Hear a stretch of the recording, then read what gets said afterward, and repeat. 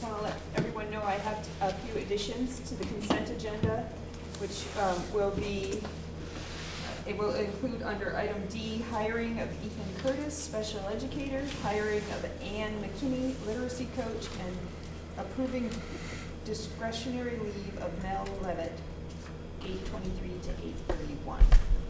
Also, on board management and governance, we're going to strike item E to accept debts and assets from ANESU and member districts. Okay. All right. So, is there any public comment at this time?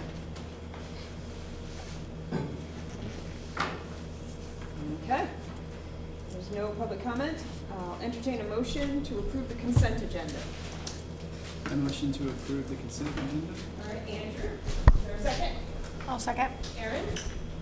All right, all those in favor of approving the consent agenda, please say aye. Aye. Any opposed? Any abstentions? All right. All right, now we'll move down to executive limitations monitoring. Our first action item is to authorize the administration to accept state, federal, and local grants on behalf of MAUSD. Somebody willing to make a motion so we can discuss? So moved. That's Krista. Is there a second? I'll second. Sarah? All right. Any discussion?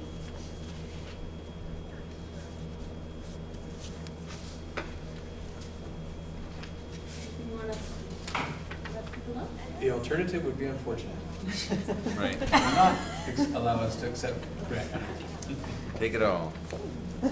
It is worth knowing that there are times when grants are available that we choose not to accept or to pursue, because sometimes the strings that are attached to the grants relative to the amount of money that come along with them just isn't really worth the oversight. So we do look at multiple factors as we determine whether or not to accept grants.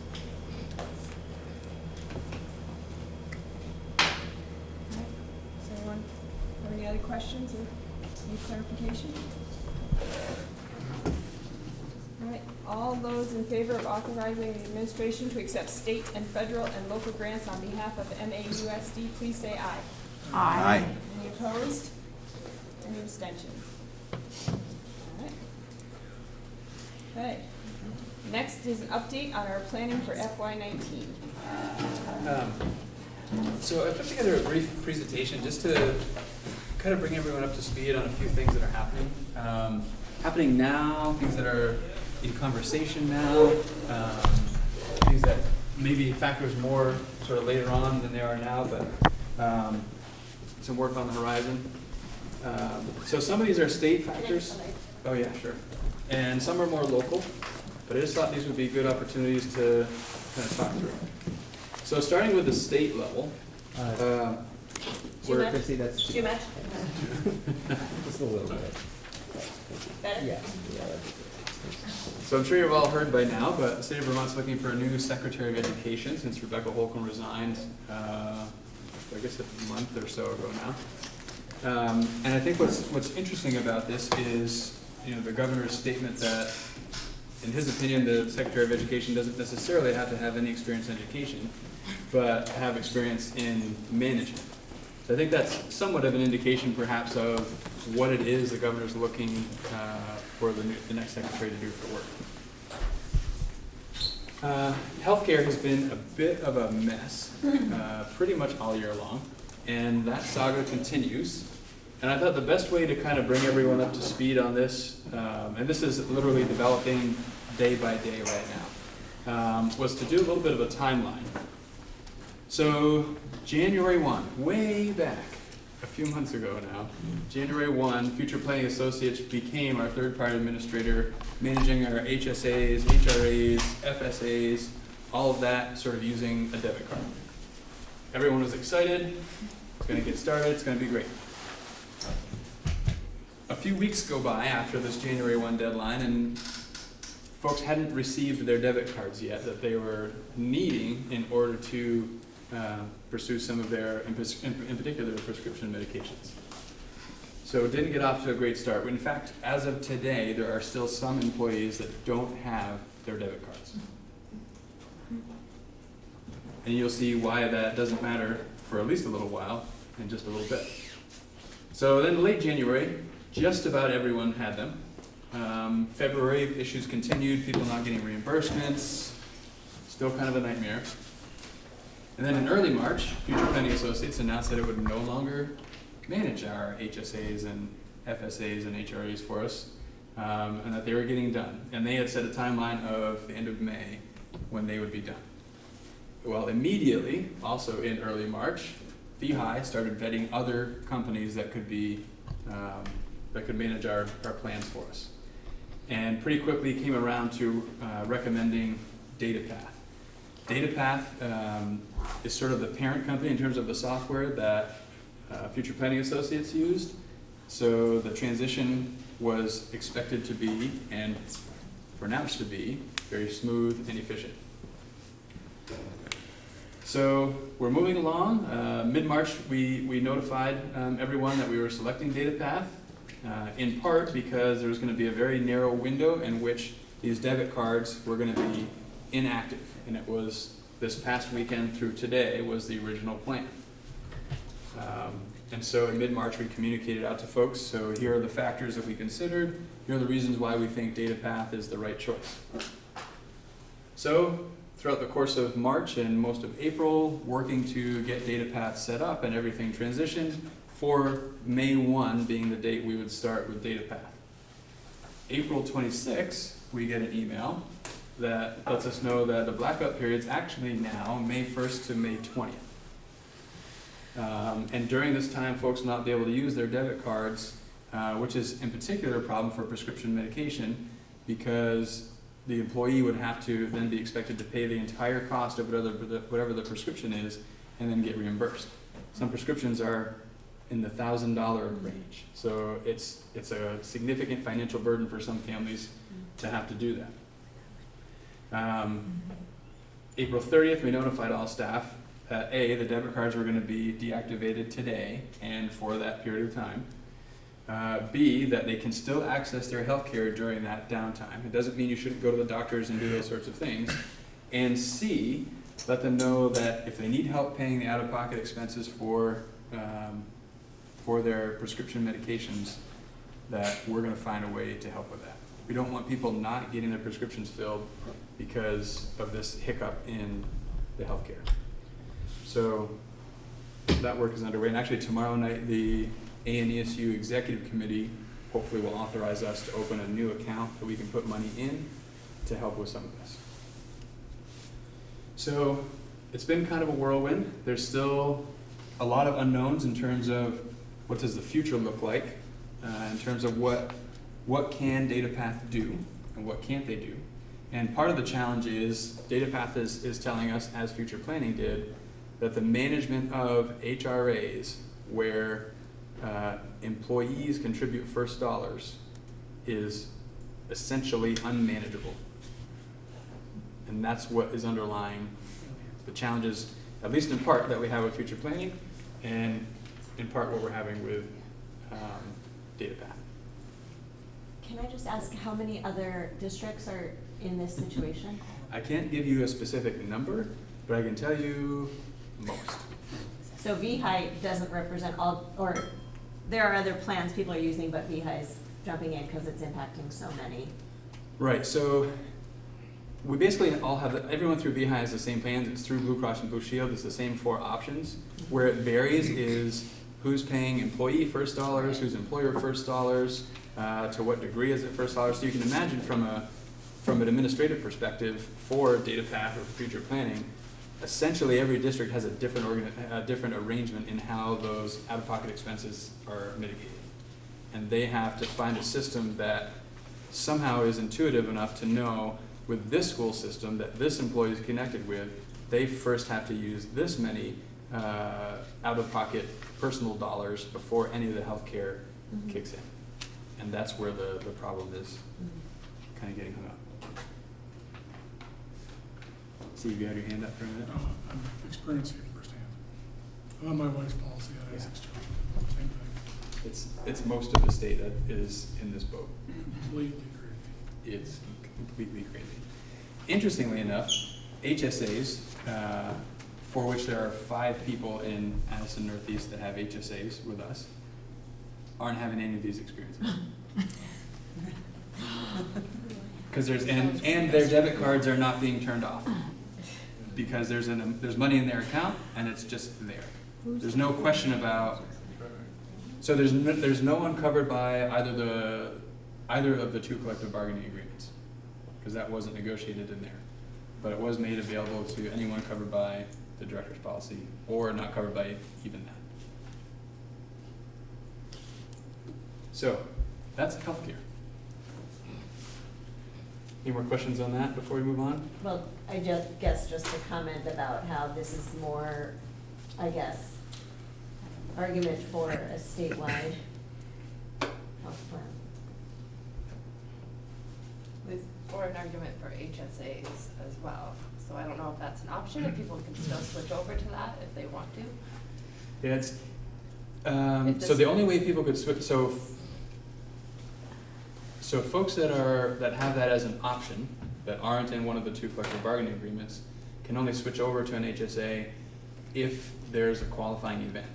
And we're still getting advice right now as to whether or not changing these companies constitutes a qualifying event that will allow that to happen. Other folks that are covered by the collective bargaining agreement, the only way that could become an option is to reopen negotiations to some extent and talk about that as an option.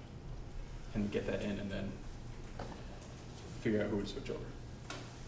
Why, is it a new thing that there's another, like a third-party administrator for the benefits? I guess, why not just like the Blue Cross, Blue Shield? Did they ever directly administer the plans? It's always had a third It's always party. been a third So party. that's not an event that's caused. No, in the past, we've used, for the past several years, Howard could probably tell how many years, we've used, what's the name of the company, Howard? ABS. And haven't had great luck, but they didn't offer the health benefits card, the debit card that we were promised through DataPath, and was negotiated at the negotiations table. So for those reasons. But first you were getting that through future planning, right? And- Well, they didn't do electronic filing of benefits. That was the difference between them and. Right. The employee was much more of a middle person, having gone with ABS. I'd just like to add that my last company I worked for, we had this situation, well, not the same situation, but we had the health reimbursement debit cards and it was super handy, but they got out of it as well. It was MVP a couple of years ago. So I think it is something that they probably all struggle to manage. Yeah, it seems the combination of HRA and debit card is where the real crux of the problem is. It's just a difficult thing to be able to manage. So coming back to the state factors screen. So beyond healthcare and everything that's going on with that, which really isn't so much a state as in the state of Vermont, the entity, more as a state that is happening throughout the state. Really more in line with what's happening at the State House. There's a number of things connected to finances right now that are happening at the State House. So there's H911, which is a bill that's looking at changing the way we fund education. I think we've talked some about that here. That's been a conversation that's been ongoing for a while. How much of the funding is going to be shifted away from property tax to income tax, and is it going to be FY19, FY20? I think there's a lot still in motion with H911, and we'll see in the coming weeks where that goes. There's also H897, which is a special education funding bill, which is looking at moving away from sort of a reimbursement model to more of a block grant model, where it's not based on how many students you have in IPs, it's more based on your total population, and there's a lot more flexibility in how we spend the money than there currently is, which is quite restricted. So that's one that there's, I think, a lot of enthusiasm about. There's also H924, which I would say is probably Howard's favorite bill right now, which is a bill that would require every school system in the state of Vermont to use the same finance system.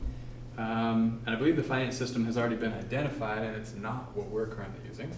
So that's exciting, because we're in the process right now of, within the same system, making it completely different to accommodate a unified district versus multiple districts. So that means an entirely new account code structure for all of our schools, and it's really a pretty different management process. So the fact that we could, again, in the next year or two, be in the process of doing all that over and going to a new system sounds like an awful lot of work. And then currently in-house ed, they're talking a lot, seems much more seriously about staffing ratios and determining what level of staffing ratios might be mandated should this happen. And also looking at, for school districts, do they penalize school districts that don't meet those requirements? Or do they incentivize school districts that meet or exceed the target ratio? So that's a conversation that's happening right now at the State House. So very interesting things that could become real or not, and could have significant impact or not. So that was a lot I just threw at you. Any questions about those? Knowing that they're all still in development at this point. Is the staffing ratio, what was the number, 5.25 or 5.5 to 1? Was that? Right, and that depends a little bit. So the way they define staffing is also really important as we look at that ratio. So to this point, we've been looking at ratios when we look at all staff. Their definition in the drafts that are coming out right now is a little more specific. So it's excluding food service, and so there's a list of excluded staff from the ratio to try and be really clear about what's an apples to apples comparison. But they are, as they define it, 5, 5.25, 5.5 are the numbers that are being tossed around right now.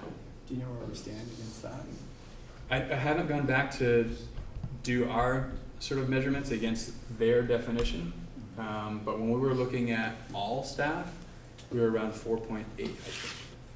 So based on their definition, we're probably close if it's around that 5 mark, based on their definition. But I haven't done the math yet. Krista? Is the, I thought I heard something from the Superintendent's Association president and maybe even the VSBA speaking against that proposal.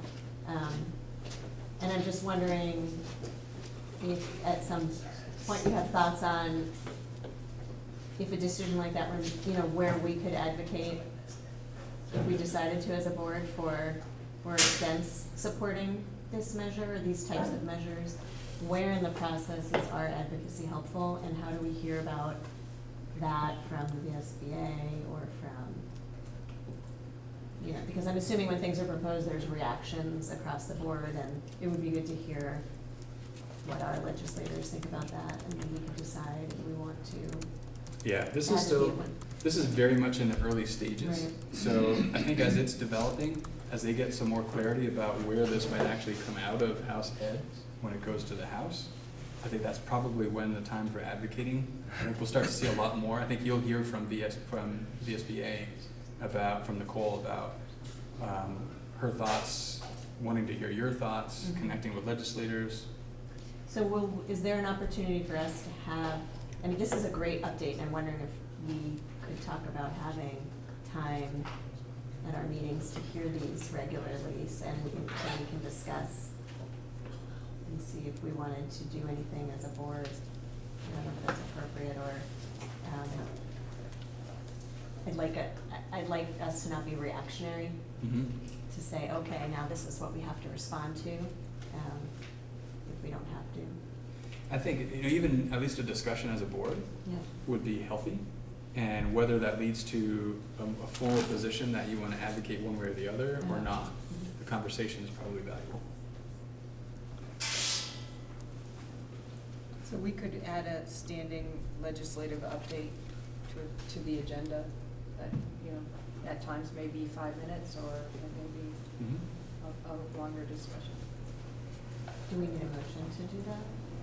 Nope. No. We can just build that into the agenda.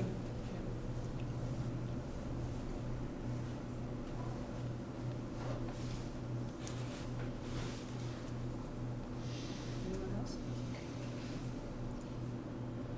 So moving to sort of more local factors, just some of the key points. We'll talk a little bit about consolidation in a couple of different forms, the work of the strategic plan, and some of the structures and systems that are sort of being undertaken right now as we plan for next year. So starting with consolidation, so becoming MAUSD. So this sort of highlights a few of the things that are in process right now, and Howard could probably elaborate on any of these if you wanted. As I mentioned, we're working on changing our finance system so that it reflects a unified district, which means new account codes.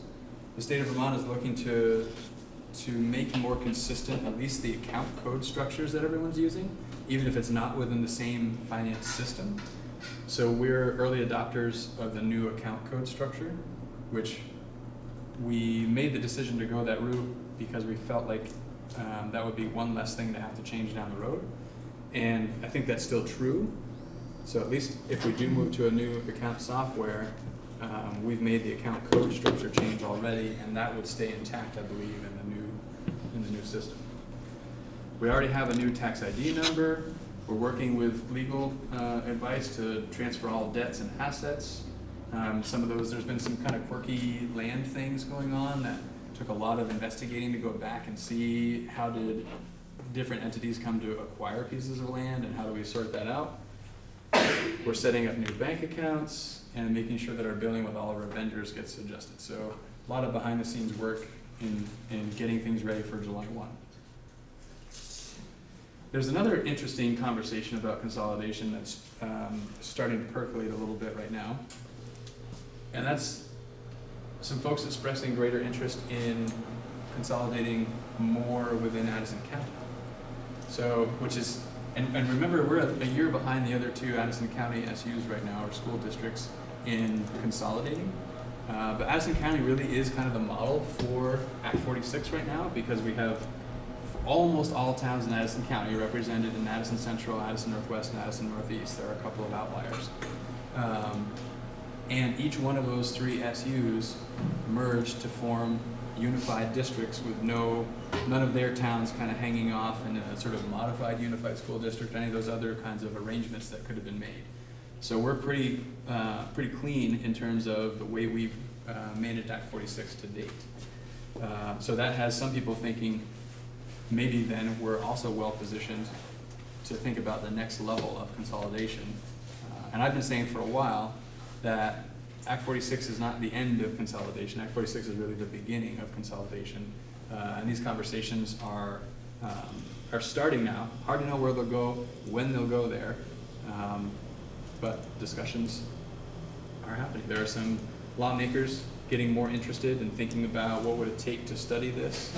There's a few different ways it could happen. It could happen just like we did with Act 46, and it would be 3 school districts. It's hard to imagine that, but in some ways it's less work than what we did to merge our 7 districts into one, to merge all 3 Addison County districts into one, because it's 3 entities and not 7. So it could happen in a similar process to that.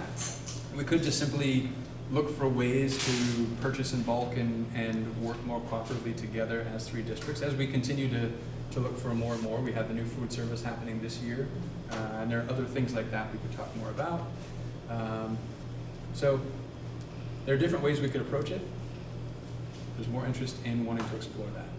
It's starting to percolate. So you may hear more.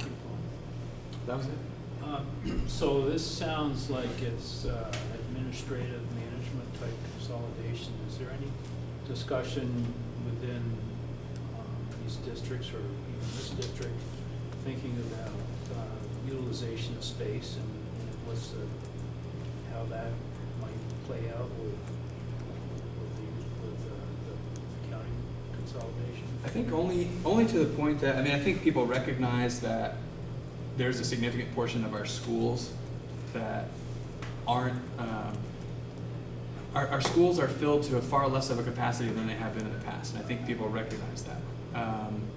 And there's opinions across the board, as you can imagine, about whether or not we should or shouldn't operate as many schools. I think what's clear is we're going to have the conversations. What's less clear is what's the result of those conversations going to be. Interestingly enough, if we think about just those 3 Addison County districts, Addison Northwest, I believe, has an article of agreement in their Act 46 Articles of Agreement that states that the electorate has to vote for that to happen. So the town in which the school resides has to vote in the affirmative for that school to be closed. Same as us. And Addison Central, the board has the authority to close the school with a supermajority of the board voting in favor of that. And even for our district and for Addison Northwest, the SD board has to first decide to put it to a vote to the members of the electorate. So there's a process to even get to that point. But I think we're going to have a conversation. And perhaps the decision is we stay just as we are. Perhaps the decision is it looks different. But we're going to have to go through the conversation to see what ultimately the decision will be.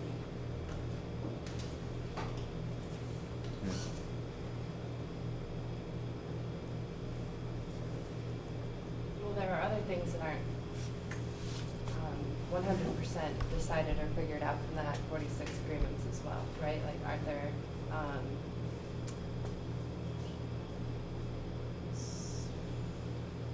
for instance, well, I mean, for me, school choice is something that comes to mind, right? Like silent on school choice. Like there are a lot of, whether our school committees, right, our school councils, I meant, and the different committees that we may form, like there are a lot of parts of it that I imagine it's our plan to work through more of the details of it as we go along throughout the year.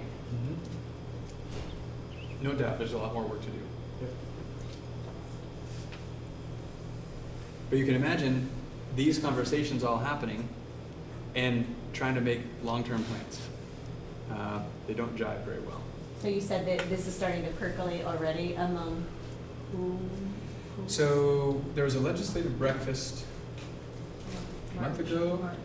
End of March. So not everyone was there, although myself and the other 2 superintendents were there, and sort of a mix of area lawmakers. And the idea came up there, question was raised, like what would it take, like thinking financially, like how much money would it take to really investigate this and see if it was possible. And so really just some thoughts sort of surfaced there. A couple of emails have been exchanged since then, just kind of continuing the thinking. And that's really as far as it's gone.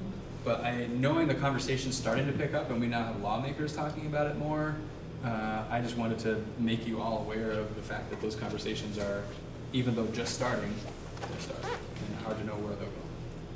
And I met this morning with the board chair from Virginia's and Middlebury just to get acquainted, and all this was definitely, so what do you think about this? And what do you wonder, I wonder about this kind of thing. So it's not that we were meeting to get to know each other, to sort of bounce ideas off of what's happening with each other kind of thing, but it definitely was, we talked about it. What does it look like? And for me, philosophically, I think so with all this consolidation, we reduced the number of superintendent's offices from maybe 63 to 60. Vermont, being the size that we are, it's still too much. I don't think there's a need for 60 superintendent's offices to govern the work. It's not because I'm looking to get out of the job. I was going to say, you're working yourself out of it. I just think it doesn't make much sense. There are school districts in the country that have more kids than we have in the whole state. And there are places that geographically, I've heard of superintendents in Canada that take a plane to go to some of their schools. Like, so the things that we talk about as reasons why we shouldn't, there are places that are doing it anyway, and it seems to be going okay. So again, I think it's a conversation that's going to happen. I don't know where it's going to go, but it's a conversation that has to be had. In the Addy Indy today had the article from Virgin's, or Addison Northwest, and it was about their public engagement, and exploring this was one of the questions that was raised within the article. So what their public engagement was doing. And the reality is, for every superintendent opening, because of how many positions there are, there's 15 maybe candidates, and it's the same 15 for the 18 positions that are open every year. So even that's, I think, evidence that we ought to be thinking differently. So is there a possibility that there's discussion in this if this unification discussion moves ahead, that there's some consolidations of buildings as well? Yeah. So far as we're thinking about the bond, but if this goes towards unification, are we basically farming folks out to Virgins or Middlebury, even that far? It's interesting to think about what could be. So now we start down the path of, well, if this, then that, and there's so many scenarios that you could play out that it's hard to imagine. But let's say we were, so most grandiose, at least where my head's going right now, most grandiose would be all 3 districts become one. Well, now the idea of magnet schools becomes a possibility. Yeah. A school for the arts, a school for the sciences, a school for whatever, where you could really specialize and think about the depth of programming that you might offer in those schools that's hard to replicate 3 times over for each of the 3 schools. And then transportation issues start to come to mind, and then we really start spinning. Yeah. But it's interesting to think about what could be under different circumstances.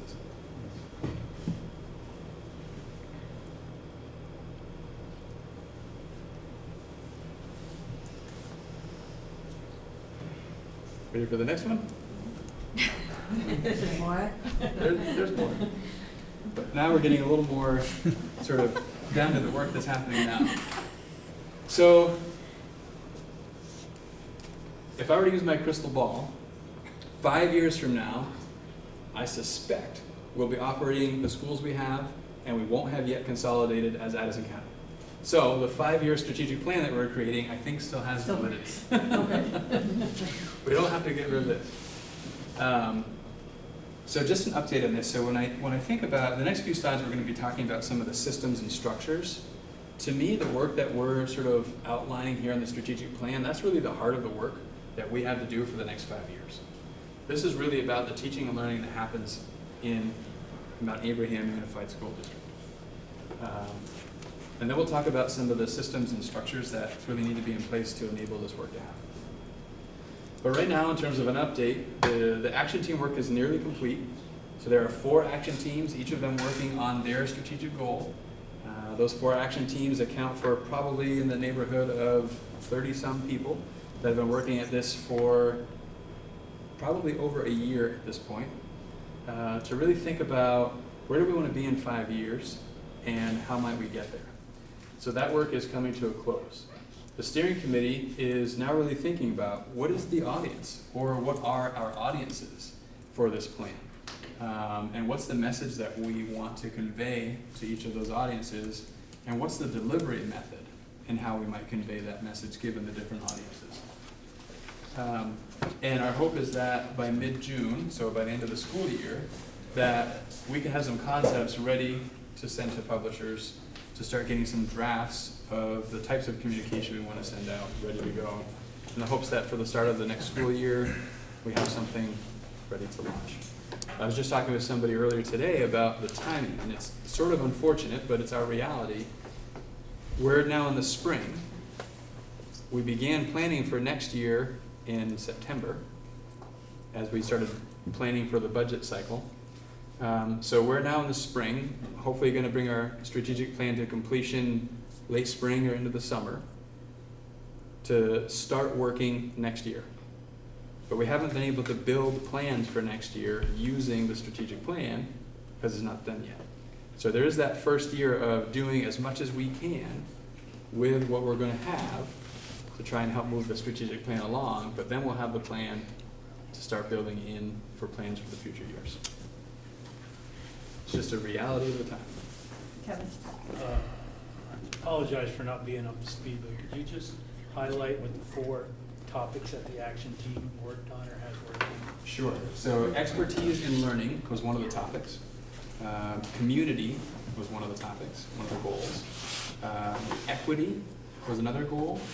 And social, emotional, and physical development was the 4th. This is a side note, but Sarah just alerted me, on the website it says that the meeting starts at 6:30, Yes, it does. and so, Yeah, I just noticed, Yeah. just noticed that. Yeah, I have a plan. I'm Okay, taking you got a care of it. plan. I have a Okay. plan. Okay. You're good. I have a plan. Any more questions about the strategic plan? It's still in process. It's still happening. It really is. Patrick, Yeah. what do you think will go to the publishers? What kind of document will it be that gets published? Can you just Right kinda now, based on describe the way it the like conversation's going, and Don and Krista can chime in, they're on the steering committee, I think we're gonna have probably a few different products to reach different audiences. You know, a published packet that's this thick with all the details probably isn't gonna be read in all of its detail by lots of folks throughout our communities. Mhm. So we're trying to think about who's the audience for all the detail, who's the audience for some of the detail, who's the audience for sort of the more overview of the work, and that's what we're working through right now as a steering committee.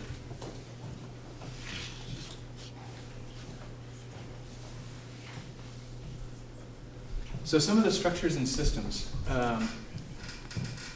So the EST process is something that is getting a lot of work right now.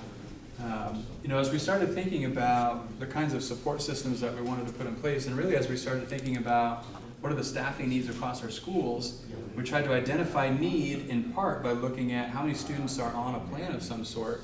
And as we started to dig into the EST plans, we realized the plans themselves are very different across schools. The processes that are used for students to be identified as in need of a plan are different across schools. So we needed to really tighten that up before we could have any conversations about equity using these plans. So that work is happening right now, and really the goal is to have a consistent process across all 6 of our schools, to make sure that the process in every one of our schools for every one of our students is database, that we're actually looking at data that indicates student need. There's always a place for teacher judgment, but we have to have data as a central part of the conversation as well. And really ideally, because a lot of these students have needs in more than one area, we want to be able to triangulate data, prioritize what are the needs, and then have a really targeted intervention that matches what that need is. And also having really clear entrance criteria and exit criteria. Oftentimes students that are on an EST remain on an EST for a long time. So really trying to think about getting the interventions, making them really targeted, knowing when it's time for that intervention to fade so that they can be back in the classroom successful there. Because the time they're in the intervention, this time they're not getting something else. And we want to make sure that they're getting what they need and just what they need. And that kind of speaks to being timely. So the goal would be that students have that support in a timely manner for just as long as they need it and not longer. There's also a lot of work happening with elementary scheduling right now, and this is tied to the concept of sister schools, recognizing in particular with coaches and interventionists, but in addition to that, other shared staff, that we want to make sure that we're leaving as much flexibility as we can, knowing we have those shared staff. And by pairing the sister schools means schedules really only have to work between 2 of those schools and not multiple configurations of all of our elementary schools. What that has also created is an opportunity for what we're calling win blocks, so what I need blocks. These are times when, and the way it's working for the sister schools right now is in the morning, one of the sister schools would have their win blocks, kind of waterfall, and that means interventionists and all the support folks that are shared would be in that school during that time, so that it's sort of all hands on deck during that win time. And then the other sister school would have their win blocks in the afternoon. Those shared staff can all be available to support that time in the other school. So those are all connected to the elementary scheduling. And trying to create the situation where the shared staff aren't necessarily driving the schedule, that what's driving the schedule is student need, and that learning experience that we're trying to create. And we feel like we're headed in the right direction, at least with the elementary scheduling work that's happening now. And in terms of staffing, so you'll see the connection here to the sister schools and the win blocks, because that has a staffing impact as well. the whole idea behind this, and this connects back to the DMG report and other reports, it's about trying to put staff in the place where they can do their best work. So trying to align staff expertise and student need in the best way that we can through special education, regular educators, intervention, etc. So that's where that utilizing expertise comes. And also thinking about clarity of roles. When we think about the work of a coach and the work of an interventionist, each of those roles is pretty intensive. Requires ongoing training, but they're also very different. And so the idea of having a person be a coach and an interventionist became less and less desirable as we were really talking through what this would look like. And so ultimately, lots of conversation, but ultimately I had to decide and decided coaches need to coach and interventionists need to intervene, and to keep those roles really separate so that they can do their best work and they can focus on the role that it is that they're in, and they can continue to get professional development in that role and not have to spread themselves across multiple roles. Same idea with subjects. So you couldn't be an interventionist in math and an interventionist in literacy, because one, we want to play to your strengths, and most people have a strength in one area over the other, and two, for the ongoing professional development, we'd like you to be able to focus in one area so you can really become expert in that field and maintain that level of expertise over time. So those decisions had impact on staffing, as did the sister schools. By really wanting to stick to the sister schools idea, it meant some people had to move to different places. I did some counting, and that ended up being 14 people that had to work in a different school, at least one other school. 10 of those 14 are going to stay, at least in part, in the school they're in now, and also work in another school. And 4 of those 14 are going to not be in the school they're in currently anymore. So it does have an impact, but the reasoning behind it is to enable the people that have the expertise and the role that they're playing to be where they need to be to support kids. So with that, the wind blocks and the elementary scheduling, I think that sounds really interesting. So what will you do to engage the students who aren't requiring intervention during those wind block times? So there's a lot more conversation to be had about that, but there's a lot of possibilities in terms of what's happening during that time for students that aren't in intervention. Could be enrichment, could be a lot of different things. But more conversation will need to be had to think that through more. Unless there's something just breaking that I'm not aware of.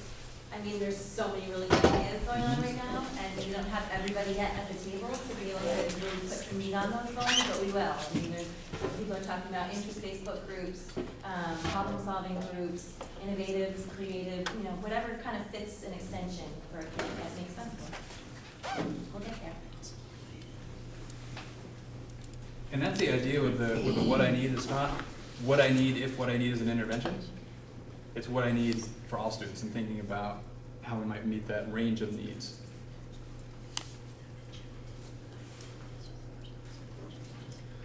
So I mentioned the reassignment, and most of those, perhaps all of those 14 folks that had some element of reassignment are in the music, PE, or a coach or interventionist.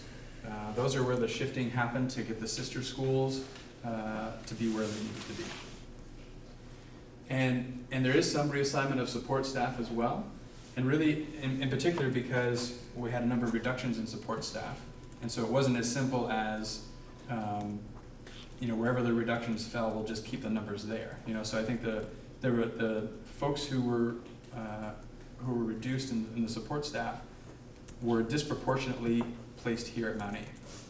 So Mount Abe couldn't just assume that reduction because those people are currently here at Mount Abe. We had to, after sort of the dust settled in terms of exactly who is RIFT and who's not, we had to look at who are the players left and how do we allocate both in terms of numbers of people, but also trying again to think about what's the expertise that individuals might have and how might they be placed accordingly based on student need.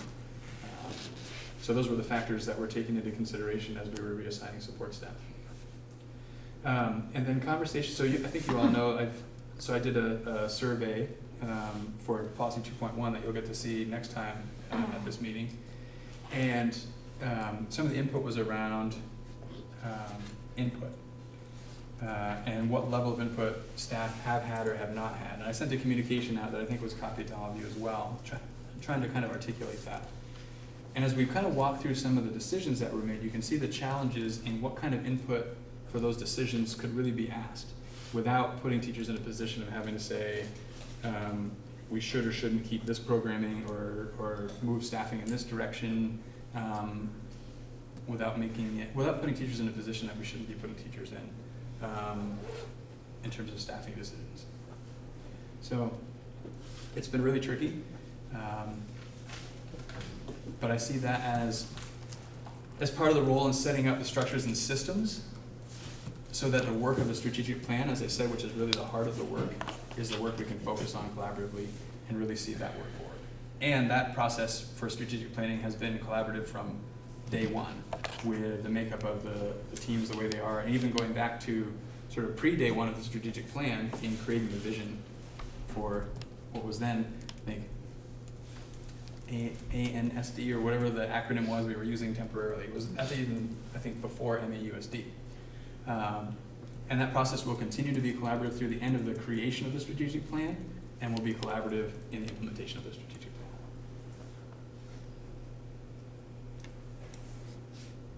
So that's a little update on what's happening. Any questions here? Any other questions about the update?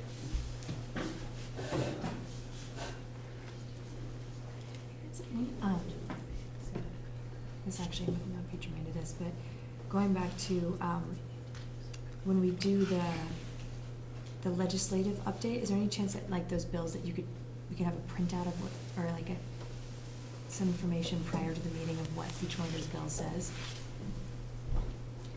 Are you on the list for the VSBA? No. You know? Okay, so if you contact Karen, and Karen usually sends VSBA a list, and then you'll get an email, and you'll get a legislative update in an email. That'll come right to you. Right. Okay, I'll email it. Thanks. You can have all the detail you want. Is now a time for me just to quickly mention the continuous improvement plan connection? Yes. Just quickly. All of what Patrick has described and what we know to be true around the strategic plan process is also something that the state somewhat replicates in what in the past has been called their continuous school improvement process. You've seen action plans over the years. We were in a little bit of a break for the last couple of years while the state sort of reorganized. And now they've brought back a new template and a new process for us to be creating these continuous improvement plans, both as a district and as individual schools. We've been trying to push it off a little bit because the strategic planning process has been happening and we didn't want to replicate or have dual processes going at the same time. But the time has come where we really need to provide the AOE basically some sort of an update on where we are in our process and how it somewhat fit their structure and their template. So we have submitted some information about where we are currently in our strategic planning process. What I did was I just took our topics, our action team work, I took the objectives that we've been playing around with, and I know they're still in draft form, and I've connected them with a lot of backup material for the AOE to take a look at, and that was just a couple of weeks ago. We felt a little bit of pressure in terms of if we didn't have a continuous improvement plan to this date, that might have implications to our being able to access grant funding in the next month or so. So I really wanted to get that done and didn't really want to tap into everybody all over again to do something that was really going to end up being our strategic plan. So, but it's important that you know that, and then we'll be working on the school's rendition of their plans in the upcoming months. Just a little update there behind the scenes. Thank you. Anyone have any questions regarding Katrina's update?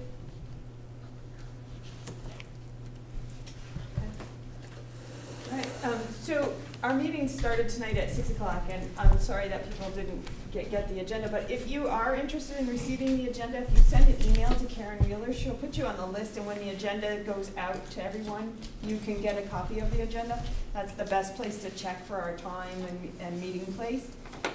So because there was that miscommunication, I wanted to offer the public an opportunity to speak now before we go into our board, the rest of our board work. So if there are members who want to have public comment now, I'll allow it now. In the dark. Can you just identify yourself for a minute taker? Sure. So I'm Richard Fazy from Starksboro, the chair of the Energy Committee, and Jeff Dunham is also on the Energy Committee. We've been working for a number of months to try to address some of the energy issues at Robinson School, and we're have a proposal from a home performance contractor and auditor, commitment from Efficiency Vermont to help fund the initiative. We just need permission from the building owners, which we assume at this point in time is this board, in order to move forward. So we're just seeking permission to do an energy audit of Robinson School. So the board doesn't usually have a back and forth, and so I think you've been in communication with Patrick? Yes. So Patrick is where you would go to continue that back and forth communication at this point. Then if Patrick needs the board to do something, then it would we have to be placed on an agenda. We can't take any action at a meeting if something is brought up, because we have a requirement to give notice to the community before we take any action. So the best route is to continue your conversation with Patrick about the steps forward, and if Patrick needs board action, then he and I work together to create an agenda item to get that in front of the board. Okay. Just in terms of time frame issue, we have interest from teachers and students to participate in the audit process as an educational effort, and if we wait another month, we're afraid we'll lose that opportunity as well too. So just a time frame issue as part of that. Thank you. Okay. Thank you. Is there anything you want to add? I'd only add that I went through the building with with Tom Perry, who we have the proposal from, and it looks quite likely that there are some issues that could possibly be easily addressed inexpensively that would very quickly pay back for the school. So we have high hopes of doing some improvement immediately that would not cost much and immediately pay off. So. Oh, great. Thanks for looking into that. And I hope you three, or however many of you there are in your group, will continue the conversation with Patrick. Okay. Great. Okay. Thank you. Thank you. Is there anyone else?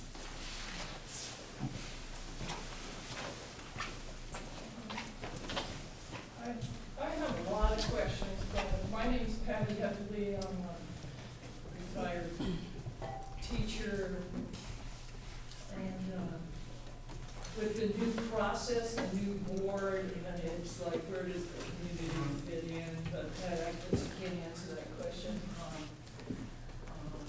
because all these processes are in the process, right? All these decisions about how to get a feedback loop going, like when these new changes happen next year. Is it working? Is it not working? How can we make it better? So I'm anxious. I'm anxious as a former parent of students, and also as a former teacher, wondering about people moving from one school to another, meeting the needs of students, serving students the best way we can. So I don't have a specific what is how does the community serve the students if things aren't working? How? Sorry, I don't have a question. Like when I heard Patrick, when I heard you say that you had a survey, I was wondering, well, with whom? Collaborate. Well, with whom? What is a coach? What is an intervention? And I know you don't have time to answer that all now, but it'd be good for the public to know what a coach is. What is an intervention? It's a mystery to me. And maybe that comes out in not in the 100-page document that you make. But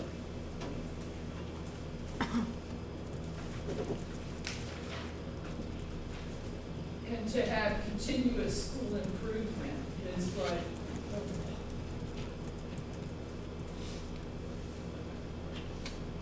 I would want us, but I'm not doing that work, but I'm wondering.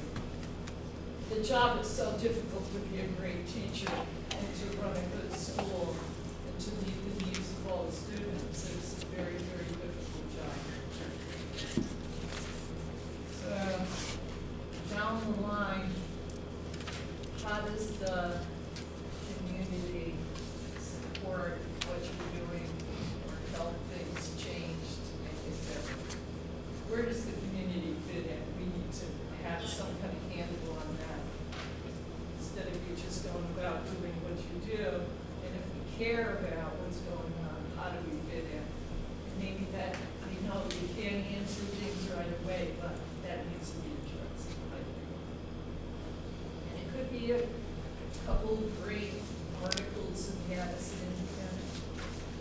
Thank you. Thank you. Yes.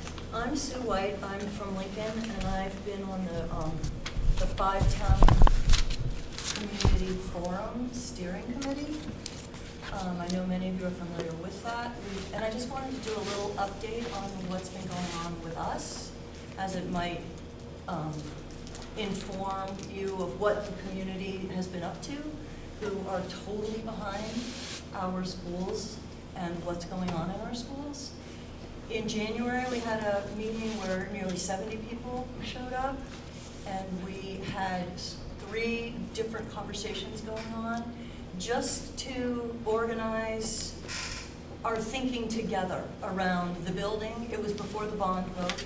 Just gathering together, what are we thinking? We didn't really talk about the bond, we talked about the building and how we cared about the building and how we dreamed about the building.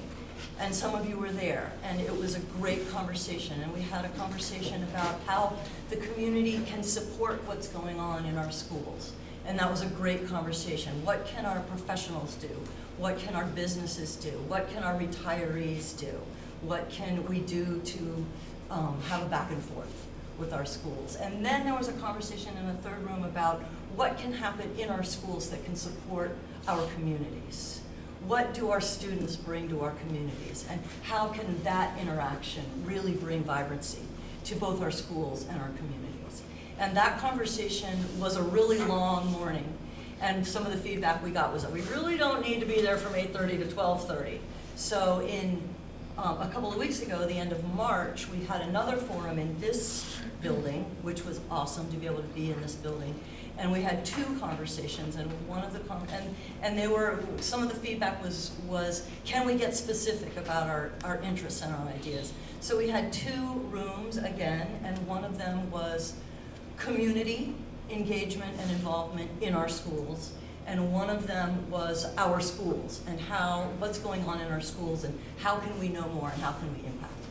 And both of those conversations, again, were really vibrant, and some of you participated in them. And we now have a mailing list of nearly 100 people who've been involved in these community forums. We have another one scheduled for the 2nd of June. The 2nd of June, which is a Saturday morning again. Hoping to be here again. People are really interested and invested in our schools. They want to know how the energy audit might work. They want to know if the HVAC system can actually be tweaked so that it's more efficient in this building and that kids are warm and not cold and cool and not hot in our different rooms in our buildings. There's a lot of interest in specific nodes of information and programming and structures and functioning. And so I come to that saying, what's going on with the community engagement? I'm really curious. There aren't any minutes from the community engagement committee from this board. Unfortunately, I wasn't aware. I don't think anybody really was aware that that meeting was happening, or else we might have attended, maybe not. But anyways, what's going on with the community engagement committee? And is there any reporting out that collaboration can maybe happen between these really interested community members and ready to be involved? I've got groups. We kind of divided ourselves up. Who's interested in HVAC? Who's interested in student community connections? Who's interested in, we had 7 or 8 different pods, and we've got these groups ready to mobilize if we can light the fire and if we can get that interface that everybody wants, I think, to make our schools and our communities and the people in our schools and the people in our communities connected and, to rise all ships kind of idea. So that's my little report. It would be awesome if more of you wanted to attend on the 2nd. I think, and the other thing I should share with you is that we've had great coverage by the AT&T. Christopher Ross has been amazing, and Neat TV has been amazing. And one of the things I think we're modeling at these forums is a different kind of process. It's a process where every point is valid, and every point is heard, and every point is recorded and made note of and offered some sort of feedback in the loop, in hopes that those connections can move us forward in whatever we're moving forward in. Thank you You're for sharing that with us. Thank Yeah. you. I just have one quick thing, very quick. Thanks, Sudliv. Just to finish off what Sue said, thank you, you did a great job. I just want to, make it really simple. The mission of our group, we've been meeting together, is really just to promote community engagement and just to provide a place where everybody's voice is heard. And we just hope we can join forces and work together for the board. So I wanted to keep that going. Thank you. Anyone else?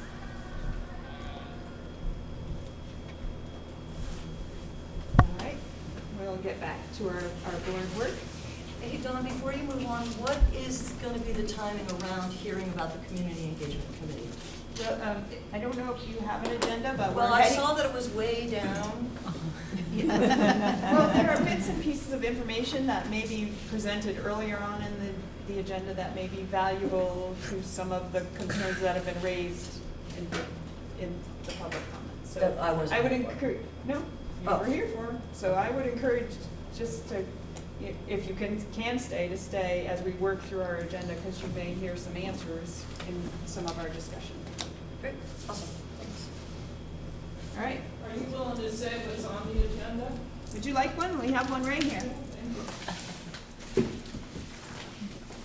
Thank you.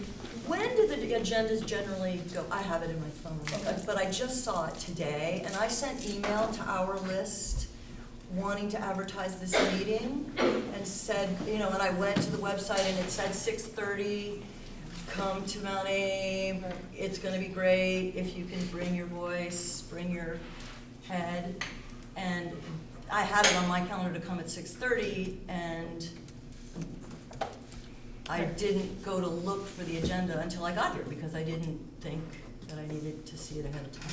Right, well, as Patrick and I build the agenda, the list of work got longer and longer, and so our options are to try and cram it all in and No, I not have a understand. thorough discussion, or to build it. Like, the best way to keep updated on the agenda is to email Karen and ask to be put on the board agenda list. And then when the agenda goes out to the board, it goes out to those community members that request it, and you get it.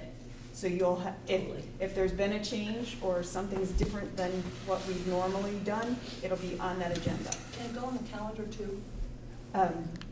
I think normally it would, there were some extenuating circumstances around this. You did know, just FYI, that it wasn't on the events calendar for tonight, the tandem calendar on the Mount Abe website. There's one tomorrow night, but maybe that's a Bristol board meeting? No, tomorrow night is There are the lots of legacy meetings tomorrow board, night. Yeah. so it's the boards of the smaller schools that are still Okay. existing, for another couple months. Because it but- wasn't on there for tonight, but it sounds like you knew that. It was on the calendar for 6:30.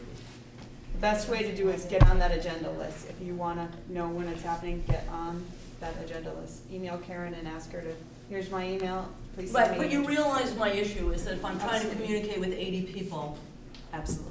I need to get it on their calendar. Right, right. So typically the agenda is out a week ahead of time, so if you're on that list, you'll get it when we get it, and then We you can have change it, you would have calendars had as a we week. Okay. So board management and governance, our first action, or possible action item, is to form a bond study committee and to give them a charge. Oh. Don't all hop up at once. And you're saying you need a motion in order to We need discuss this? a motion to discuss, yes. Well, I'll make a motion so we can talk about it, that we should form a study committee, a bond study committee, and give them a charge. Is there a second? I second. You can pick Caleb or Andrew. Pick Andrew. Better for that. All right, now you can discuss it. Maybe you want to know what's happened in the past? I don't know. Maybe you don't want to know what happened in the past. Maybe you want to go completely outside of the box. Big topic to start. So in the past, the Mount Abraham Board has charged a group and defined the parameters of the group. It was the last 4 times, it was a large group of about 13 people that worked together with board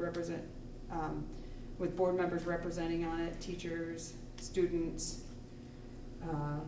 facilities manager, Patrick was on with the last couple, the principal, so it grew to be a large group to meet, and they did all the work. Now granted, we had some of the feasibility studies done years ago, so they were using those to base as their basis for information in the last couple of years. It's a challenge for a board that big. It's a challenge to get everybody to be able to meet. It's a challenge to do the work when it's that big. But they did it, but it was a challenge for chairs and for members on the committee as well. Because when the board charges a committee, then that committee becomes an arm of the board. So they are bound by the same rules that we are governed in our meeting. So we're limited, it's a limiting factor when the board charges a committee. Do we really think we need a board that large for this round? I mean, the information's pretty much all there. It's been studied 6 ways to 9. The public's spoken at this point about what level of funding they're willing to tolerate, at least. We have some evidence of that anyway, so. My thinking on it, which is similar to something I've shared with this board and a few other things, is I'm not sure it's a great idea to take the same approach and expect a different result. Sure. Right. I don't know what the different approach is. I think there's a lot of different ways we could go about it. But from my perspective, I think we need to think about what those different ways could be. And I would say any path that's different from the path we've taken 3 times and failed is a good path. Just in general, I have felt the fact that it was just about this building and not about us actually as a board studying and examining all at this point of our properties and thinking about doing it at the same time. It's more involving of the whole community that way as well. Alice? I wonder if, rather than going straight to a bond committee or something like that, we actually form a committee that investigates different ways of doing this, not just a bond. So maybe we could look into a capital improvement plan or a way to fundraise for certain aspects of the renovation, where to really focus the money, that kind of thing. Come up with a different plan Well, I'm just gonna be a parrot, I guess, because, I think, you know, the name of the group for starters should not be bond study. And, you know, it's been alluded to by the last two people that, there needs to be, and it can't be linear, it probably needs to be parallel, but there needs to be a study of utilization of all the buildings in the district and weigh that with what the needs of renovation are for Mount Abe. I would, a fresh start is a great way to do it. This project has been termed platinum plan, gold plated, Club Med, in the circles that I travel around with. And so there's a lot of concern about the cost, if you will. So if we go back and go right back to the beginning and look at the architect and then revisit what the needs are and that sort of thing. I think it's very important for whatever group is formed. Erin? Last time, how did we decide who the committee members were? Did people just volunteer and that's who we decided on? Not necessarily, no. It was left to my discretion as board chair for the Mount Environment Board, and we took letters of interest and Okay. then we chose and tried to balance community-wise.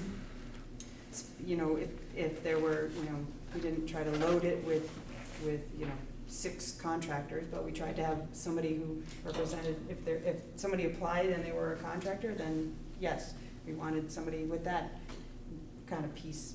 And if we found somebody, you know, on the last time, Peter Salonis, he put through his, you know, said, hey, I'd be interested in that. So we said, hey, that's a great addition. And that's how we sort of, but we tried to look at it and keep it balanced in as many ways as possible, which happened 4 years ago too, you know, but it's only the people that applied that you can choose from, so, but we tried to keep it balanced. How did you come up with a number of how many people? But it was, again, initially, it was through board chair and superintendent collaboration, and where we chose, okay, we don't want it, you know, we don't want it to be loaded with administration, we don't want it to be loaded with board members, we don't want it to be loaded, so it was just a couple here, not more than so many here, not more, so many this, kind of, is how it was worded the last time. Since I recall a board conversation too about the number of people Yes. and the general makeup, and it was a range of people, I forget what it was, 8 to 12 or some sort of range like that. Not more than, or something. Yeah, I think not more than 11, maybe. And we also tried to make sure that we had at least one person from each of the 5 towns. Right. And I know with the second committee, well, with the one that just failed, we didn't have anybody from New Haven because no one volunteered. Right. I'm just thinking, when the fire department did theirs, I know that they had like a bunch of candidates, similar thing, where they expressed a letter of interest.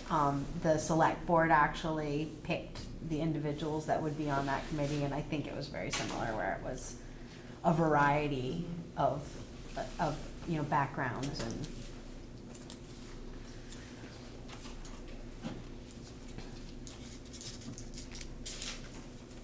Liz? Well, I also would like to point out that this would be an opportunity when we're all thinking of doing it differently, that yes, this committee formed by the board would have to have warning and minutes and operate in a certain way, but that doesn't restrict them in any way from attending and being a part of other community conversations that might be going on, where they could learn from other sources of information and conversations. So that might be a way that to bridge it, since we know that the conversations are happening around some of these topics already. So that even if it was a smaller board, I think there's already a large group of people, right, talking about it right now. So I would be comfortable if we had a smaller group focused in on this, and then whatever they need, if I were not on it, from say the community engagement committee could support this group as well. If they wanted a survey done, maybe we could help put that together. Like, it would be a shared effort by all of us. Is that true? Well, is that kind of how, I mean, everybody would be working on it in their own way or in some way? Maybe? I don't know. It depends, I think, on what we come to terms to be, you know, our idea of how we're gonna go about this. I do know that I was looking around to see in Vermont if there were other ways of doing things, and there was one that I read about that operated on the same idea, like the strategic planning, where there's a steering committee, and then which was a smaller group, and then there was a larger group that was another committee that was charged to go do the work. Once the steering committee identified the work, then they charged a larger group to go out and get the information they needed to make the decision. Then the steering committee became the one who made the recommendation to the superintendent, kind of thing. But they sort of looked at, you know, some options, and then sent another group, a larger group, out with the task of gathering the information and then also keeping them involved, so that then they were going to go out and help get that community support when the time came. Once the steering committee identified the path, then they were going to help get the community behind them. In that, sorry. Sure. In that case, was it a board steering committee? Yes. Yes. And they were more, it seemed from what I was reading, like they were more of a filter. They looked at options and then gave tasks to the bigger committee, saying, we need information about these 3 questions. Can you get us the information? And then they tasked, that bigger group went maybe to existing community groups to, you know, gather, hey, what do people think about this? Or spread the word. You know, it could be spreading the word, like Tori from Winooski said to us, you know, that the coffee groups where you five of your friends and then they go out to 5 of their friends, kind of thing. But Allison. Was the steering committee that you were reading about bound by warning meetings, agendas? So they weren't very flexible and nimble? Well, so if you looked at that, I sent out some documents very early this morning about open meeting law. And if the board charges, you are bound by open meeting law. So if it's a community-based organization, something that the community starts, a sort of grassroots from the community on the outside, they're not bound by our rules. So, I like that. I mean, Oh, no, sorry. please.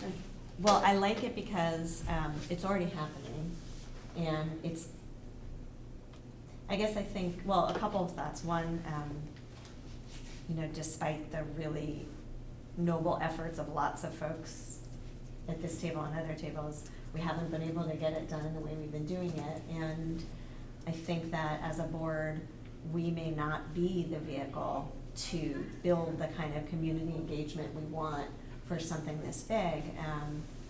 And yet we want to facilitate that, and we also want to encourage that kind of collaboration with Patrick. And so I'm not sure the best way to do it, but I like the idea of not being bound by the rules and restrictions of a board committee. That was the first thing I was going to say. And then the second thing was that there seem to be so many big questions right now that sort of make a bond specific to this school, kind of to Sarah's point, really a hard place to start, where so many other bigger connected things could really impact what we do here. So I have mixed feelings about going down a very specific bond path.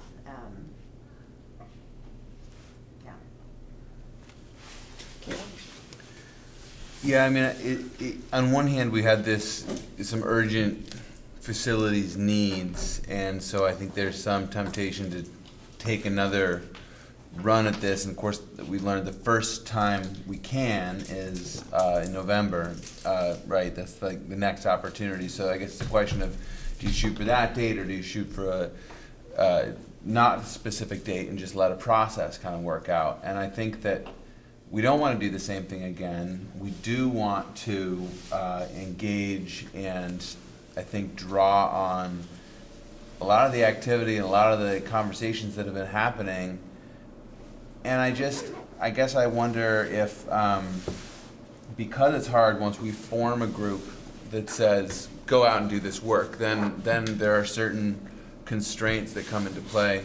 But if we have a group that is charged with gathering information from community groups that already exist, so in other words, like the charge of one group that's formed from this board is to sort of go out and form a process by which, and maybe it's related to community engagement, but form a process by which to sort of taking a lot of this divergent thinking and somehow synthesize it in a way that can inform the work of kind of the next bond committee. It's almost like we need a study committee before we, a study committee on how to go about having a bond committee that can look at what we've done, what's happening in the community, and frankly, I think for the next time we take a run at it, we need a little bit of a side thought, but we need, to my view, more of a marketing plan.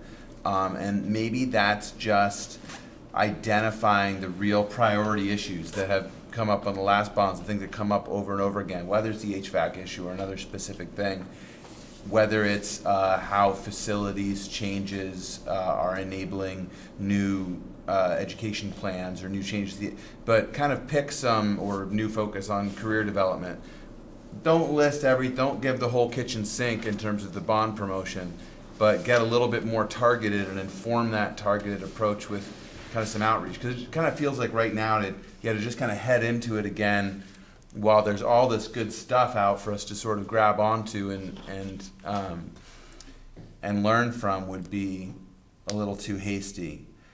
Just the last thing I'll say is I know we've got this $1 million, or I think we've, I don't think I know anything, but I think we've got this $1 million that was sort of in there to cover some part. Like if we did vote for the bond, it would have covered an interest payment or something like that, but now that it didn't pass, it is there for actual facilities work. Is that accurate? And I just, as a one thought, have wondered, we went a couple weeks ago to this training on public engagement. They talked about participatory budgeting. And I just thought it was this interesting idea that's been put to use in places and has had some really interesting kind of outreach successes and getting a lot of people involved. I'm just wondering, is there some carve out of that money that might kind of be put out there as like a first, and that's a little more in left field than the other stuff I was saying, maybe, at least to me. But I still think it's interesting, and I think that getting out of the box a little bit and kind of celebrating this moment rather than kind of putting our heads down trying to run through all the stuff that we don't really know how to contain right now. And like the better thing to do is sort of try to put a vehicle out there that can be more of a sponge and then you know, come back in with the information. No. You're sure not like gonna make a comment now? So the $1 million that's in the budget, my understanding is it has been spent, or a good portion of it has. Yeah, so this year. So it's not there in the budget. It's not, and it won't be as carryover. So Okay. in the next year's budget, we won't have $2 million. We will only have $1 million because the current $1 million has been utilized. Correct. Okay. So I just want everybody to know that. But there is another $1 million in the next year's budget that's kind of earmarked, or that So the $1 million in FY19 is the same as the $1 million that was in FY18. It's, if a bond should pass, that would pay for some portion, depending on how big the bond is, of the bond principal and interest. If a bond should not pass, that money is there to make facilities improvements to the building. That was the whole reason the money was put in there to begin with by the Mount A board 2 years ago. So that, because previously Plan A was bond, Plan B was whatever we can with whatever we find leftover money at the end of the year. Wasn't a great Plan B. So Plan B became, Plan A was still bond, Plan B was, well, we're gonna put some serious money into the budget to start tackling some of these issues if a bond doesn't happen. So that's still sort of the mentality as to why the money stays there. Jen? So I like the idea of not calling it a bond committee, but I think that it makes sense to form, maybe it's a facilities improvement committee or something like that.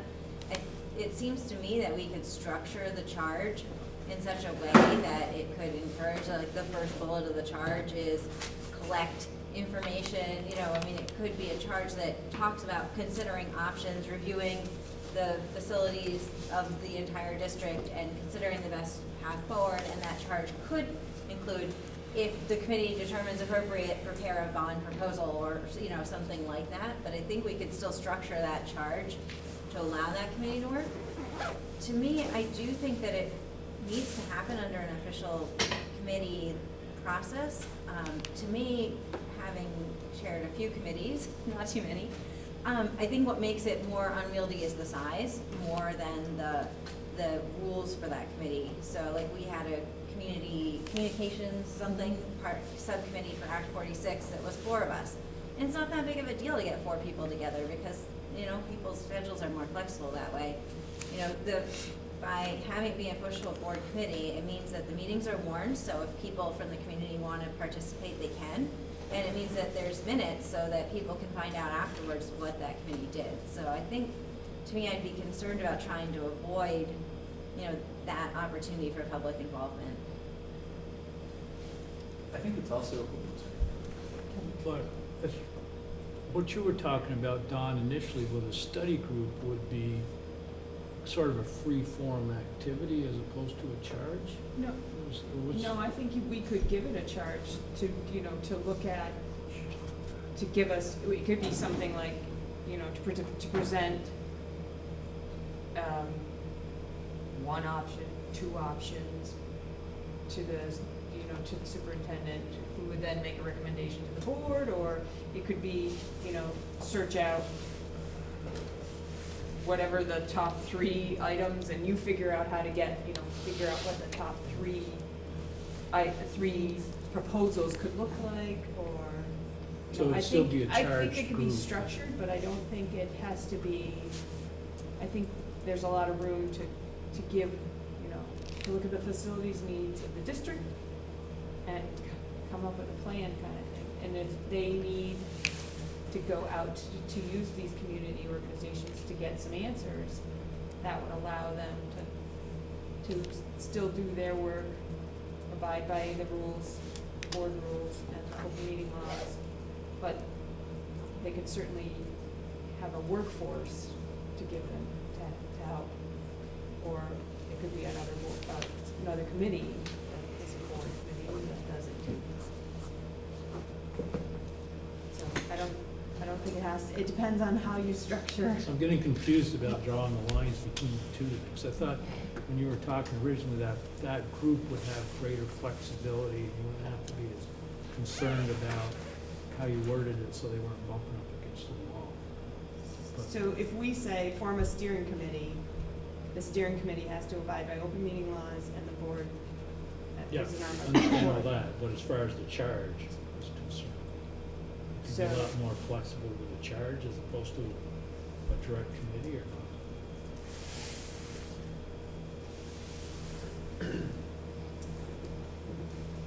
I feel like there are certain constraints that are unavoidable in terms of the charge. As I'm thinking about the different paths that we could take, whether it's spending the money in the budget or planning something that requires a bond, there's ultimately one person who is held responsible for the outcomes of whatever the decision is.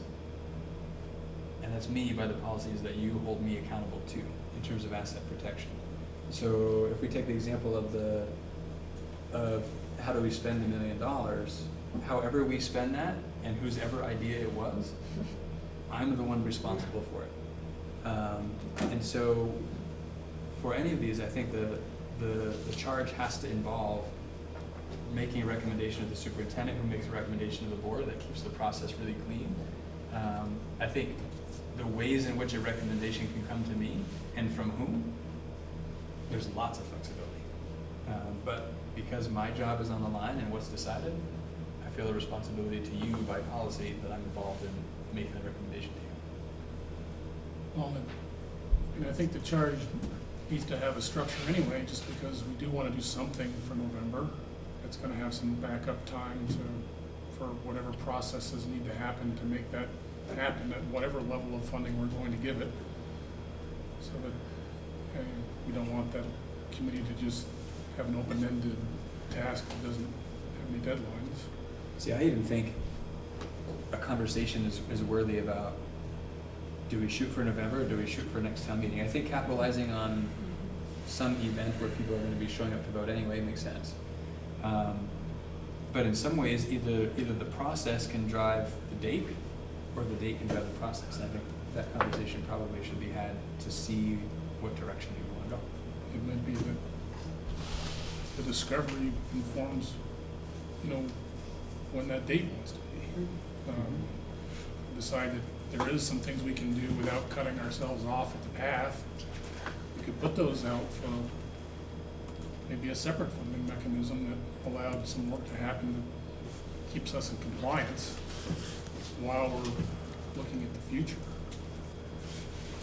Maybe that's one of the things we want to study is, can we do some things ahead of time that aren't going to cut ourselves off at the pass for any future maneuvers we might make, and fund those for, say, an earlier funding.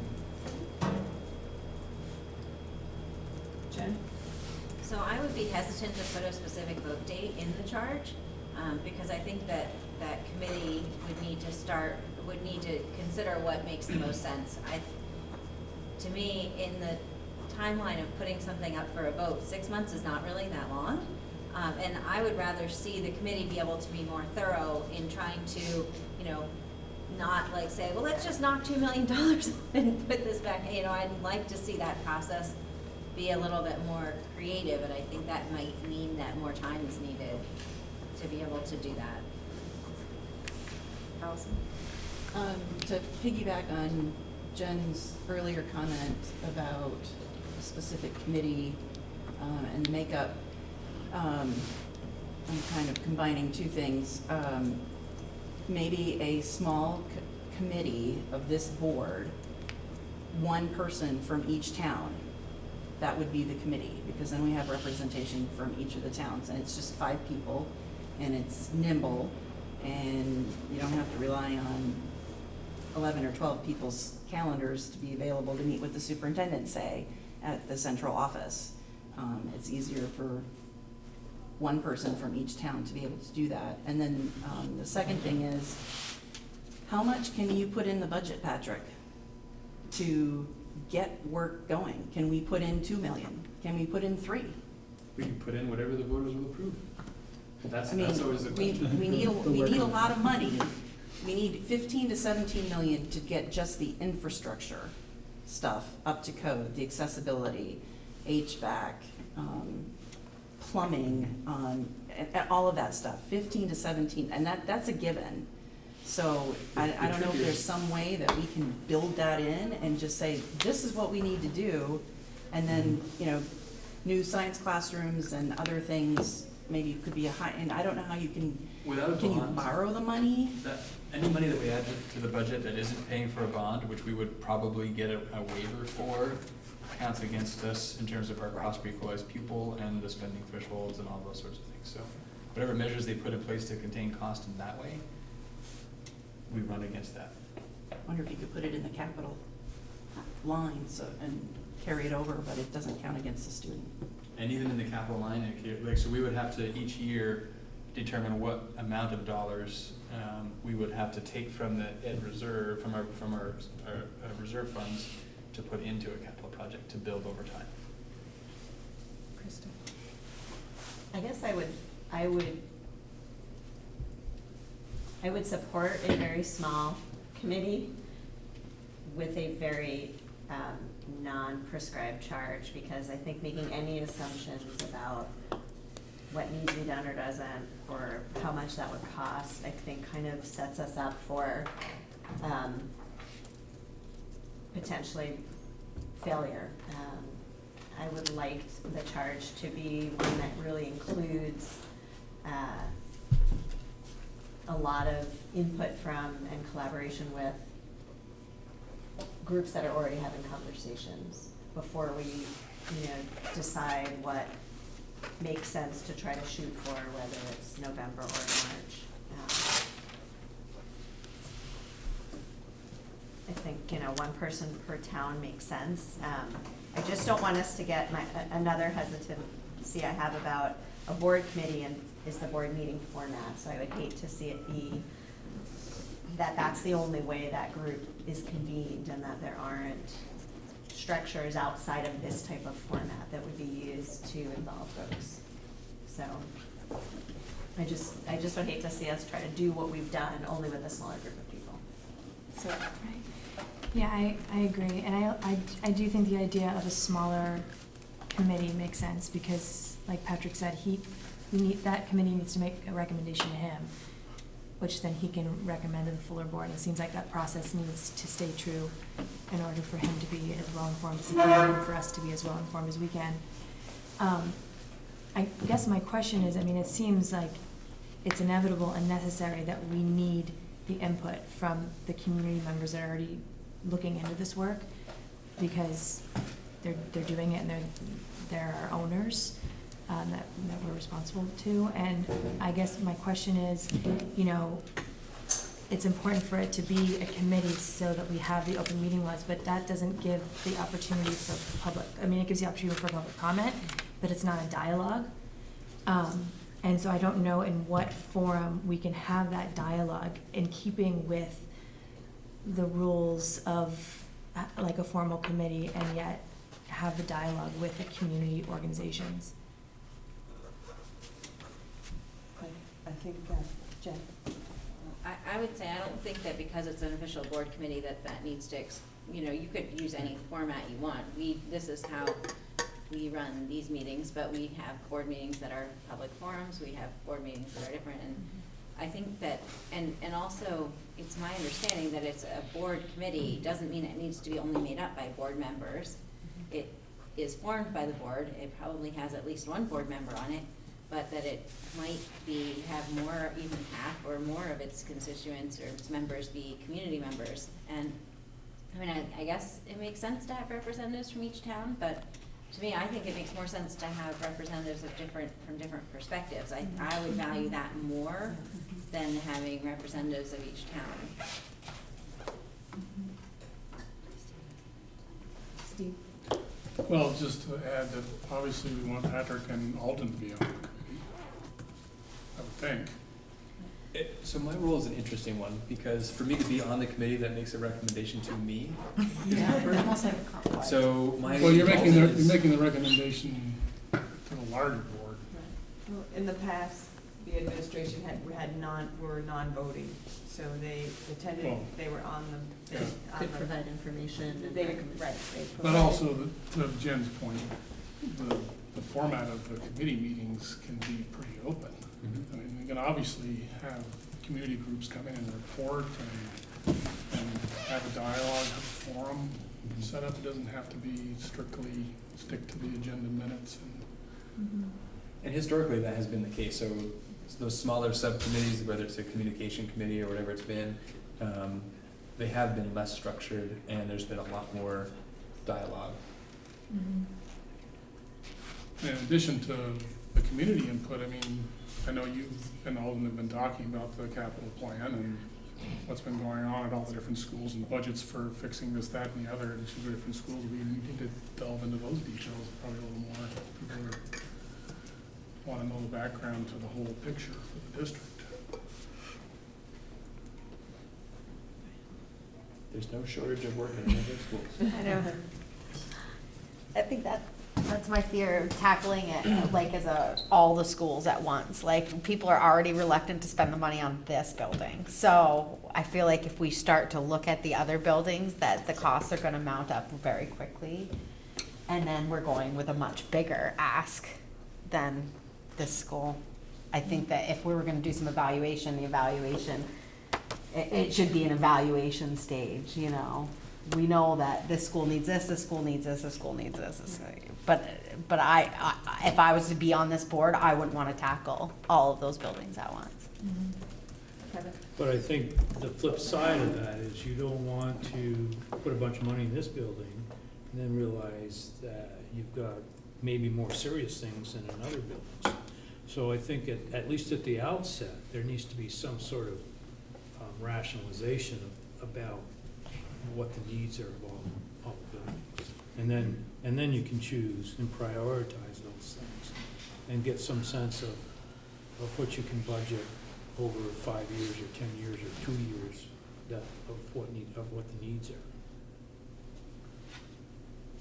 Yeah, Kevin's point just makes me think it is really, it's interesting how there's a different situation, just seeing as the previous bond attempts have really been from the Mount A board talking about their facility, and this is really the larger board talking about one of our 6 facilities. And that's a kind of simple distinction, but one that hadn't really landed with me as much as you were kind of pointing that out. Yes. Well, I'm also wondering about if, I mean, it would make sense if you were going to have an evaluation done of one school, that the same company, you could maybe save some money by checking multiple jobs in one contract. But that sounds, I don't know how much those sorts of evaluations cost, and if there is money and where that money comes from to even do these. So interestingly, we've talked about the $1 million that was earmarked for Mount Aid. Now there's $1 million that theoretically is available to all schools. Mount Aid being the biggest school with the greatest need, our thinking has been still, this is where the $1 million needs to be spent. But there is more flexibility in reality. Sarah? I think both other Addison County districts have had they're a year ahead of us with their consolidation, but they both did a facilities audit and published that in some capacity. And so I would assume, I don't know if that, I believe their districts led that. Just a thought that we wouldn't be the only ones that thought of it. Mm-hmm. And, I mean, to your points, I think that it might encourage people to say, you know, we've looked at all the schools and it's been determined that Mount Abe has the most need. But at least they know that you've looked at the other schools and that you've done your due diligence and you found that we really have to do something here first. Steve? So when you look at what was even provided for this, either this meeting or maybe it's tomorrow night, maybe getting mixed up, there is a capital improvement plan. It's a spreadsheet format for each of the schools. It shows a budget for different topics. I've voiced some concerns about the way that it was put together and just with the amount of time you had, I'm sure it's basically the best available information, but it's not probably formatted in a real professional audit type format. And I would think one of the topics for this committee would be to investigate whether that they want to invest in a more thorough sort of overall review of each of the buildings. Process question, so if we form a committee, say of 3 people, then does that committee also have the capacity, if we charge them, to appoint additional people to the committee, like they want to appoint folks from the grassroots stuff that's happening in the community? Can they do that, or we have to do that as a board? If they sort of say, it looks like we need to start getting some information from the community, let's talk to this group, appoint 3 folks from the community. So I think it depends on how if we establish the structure of the committee in our charge, which in the past, we have typically described the structure of the committee in the charge. Okay. So. And typically, if the board chair appoints people to a committee, which is usually how it works, only the board chair could appoint additional people to that committee. I see. Okay. And Sarah? So, what has been the general feedback from the board of the last vote of things that should have been done differently. It sounds like that it was too large of a committee. So that was a roadblock. And have there been other like major items in which it was an obvious, okay, we cannot do that again? I think it'd be interesting to have that conversation. I mean, I kind of wonder, since there are so many questions, if we couldn't take the time to gather a little more information. Perhaps we could invite the last two chairs back. Maybe one of them's close by. And for a conversation about PTSD. I've had my earplugs in for the last hour. for a conversation about, and then we could make a more informed decision. Because it doesn't sound like anyone wants to rush to November. I think I'm hearing people are open to whatever time it takes. The more important thing is to be successful. Krista? Sort of along those lines, I wondered if, well, two things. One, should we maybe back up even more? And I know the Community Engagement Committee, we talked about ways to try to have some engagement around specific topics, and would we even want to consider starting with this as just a sort of general topic of conversation, which would allow us to not just as a board have to decide how to proceed, but as a community to decide how to proceed, or at least for the board to get more feedback before we decide. I mean, we're so sort of stymied by what to do next, and we're just a very small group, and I feel a lot of pressure to decide the right way to move forward, that I think maybe this is part of the problem we keep getting into, where, let's hear what other folks have to say about it. So maybe that's, instead of just the board chairs from previous renovation committees, maybe it's the board chairs and the public, or maybe it's a specific engagement we have about sort of, so what's next? I don't want to reinvent the wheel of the forums that have already taken place. It seems like in general we maybe get into trouble when we have a hard time among our small group. That might be a clue that we need more input. Okay. Any other questions? So right now, there's a motion to form a bond study committee. And if you don't have any more questions, we'll have to vote on that. So if it's voted in the positive, that means we have to form and give it a charge. If it's voted in the negative, we can certainly add this to the next agenda and gather some more information and discuss it again. Can I just clarify what I think I heard Krista saying though? I think I heard Krista saying that the communications or community engagement subcommittee might like, I don't want to say that you were speaking for the committee, to have something specific like investigate what the community believes. There are organizations, there's some organizations or groups of folks right now that have some ideas about perhaps a process to follow. Not the work of the community engagement committee wouldn't be to determine what the bond is and make the recommendation, but it might be connect with previous board chairs, connect with these community organizations that are forming already, and learn from them to bring back to this board some direction about a process to follow. Did I That just is- use up for something really? You said like, I don't know if I would like to do that, but it was an idea. Well, I think it's something we kind of keep talking about. I think it Yeah. makes a lot of sense because we're talking about that we need to approach this more through better community engagement, and we've got we've got other agenda items later today talking about some of that stuff. But yeah, I mean, I think it maybe is what you're kind of suggesting, that rather than forming a new subcommittee with a charge, we extend a new specific charge to an existing committee.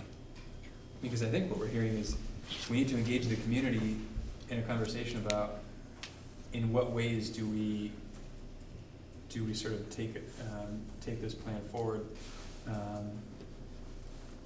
and that seems like a really specific thing that you could connect with various organizations throughout the community to understand more about, and bring some ideas back to this group to then have some clarity on, so what kind of group do you need to form to run with the plan?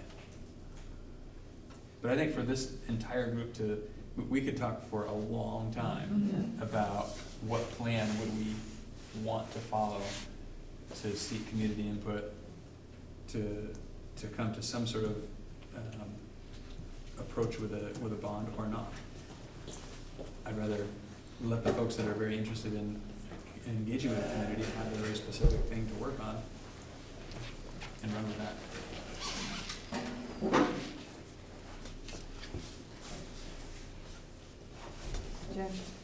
So I guess my feeling is that would be one possibility, and it looks like other members of that subcommittee are interested in pursuing that. I just think that we have to be cautious that the Community Engagement Committee is not the committee that does everything that no one else on the board wants to do.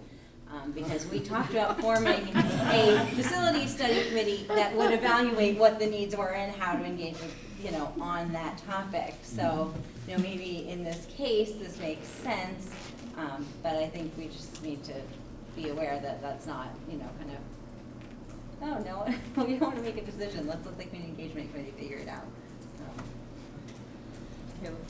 And just say, I don't think they're mutually exclusive necessarily. That initial work doesn't somehow preclude the formation of a bond study committee. Right. So that it wouldn't, that it should not preclude the formation of that committee at some point when we get there. But that that work can be, I don't know. It's all kind of adjoining work. Well, throwing out another idea, instead of putting it on a subcommittee to gather this information from these other groups, why not hold a forum of this body, similar to the budget meeting that we had at Holly Hall, and let the community come and have an open discussion with this board about the situation.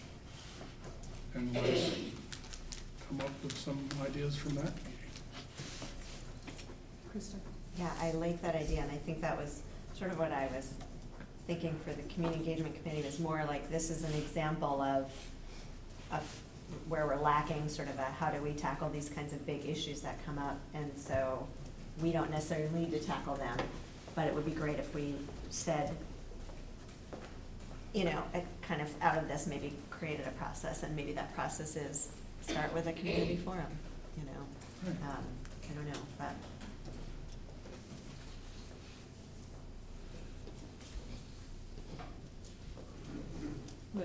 I like that idea as well, and I think that it would be great because it's the part of the conversation when it's not a decision has already been made and this is the plan and what we're trying to do.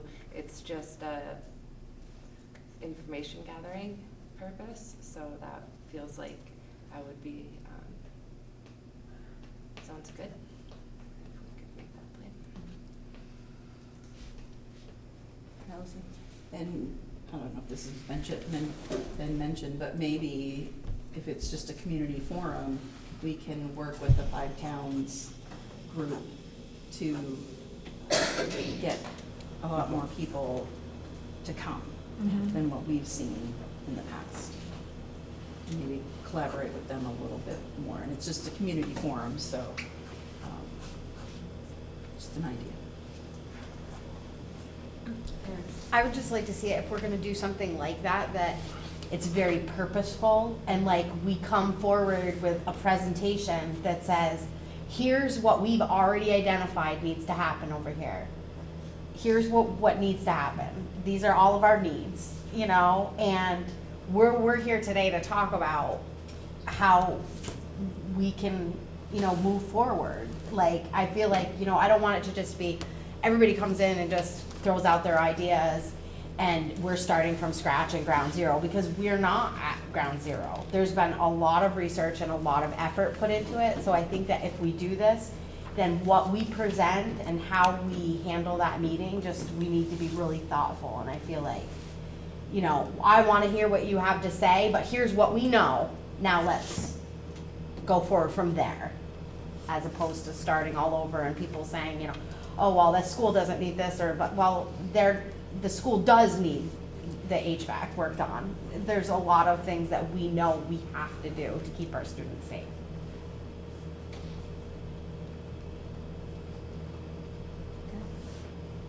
So we still have a motion on the floor. That we, if there's no further discussion, we should probably keep moving along because we have a lot to get through in the next hour. So the motion on the floor was to form a bond study committee and give them a charge. So all those in favor of that motion, please say aye. All those opposed, please say nay. No. Any abstentions? Okay, so the motion does not carry.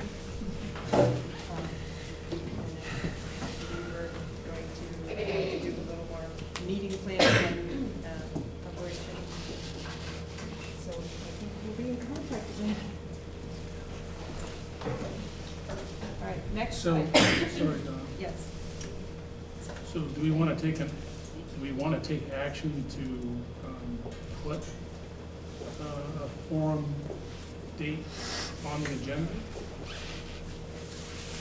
You want to go through calendars right now and pick a date? I'm just trying to understand how we, So, I think that, or do we want to take a straw vote about whether we want to go down this path, or? Jen, I guess what I thought I heard was that the board was interested in delegating the planning of an initial forum to the community engagement committee. So I would think that those sort of details could be left to that committee to resolve. We could have a motion about that if we wanted to. good. That makes sense. I mean, if you guys want to touch base with the parties that are interested in attending, just to organize the actual meeting.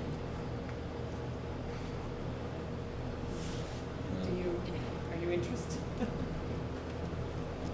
I mean, I think trying to figure out, I don't find that it's probably going to be super useful for us to try to figure out the logistics of a forum at this moment.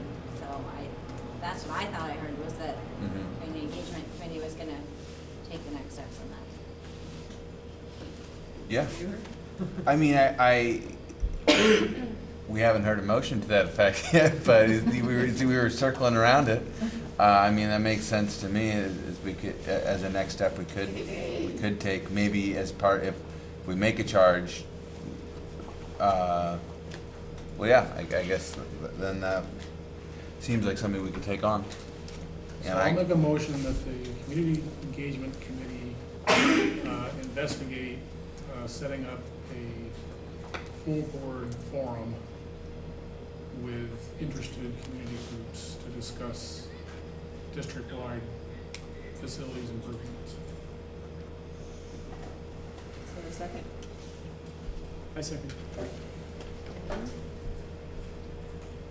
Any, Shauna, did you get it? I got. Just repeat it really quick, that should, the community engagement committee, can't really hear very well. Sorry. So the motion for the Community Engagement Committee to investigate, Set up a full board. setting up a full board forum with interested community groups to discuss district-wide facilities improvements.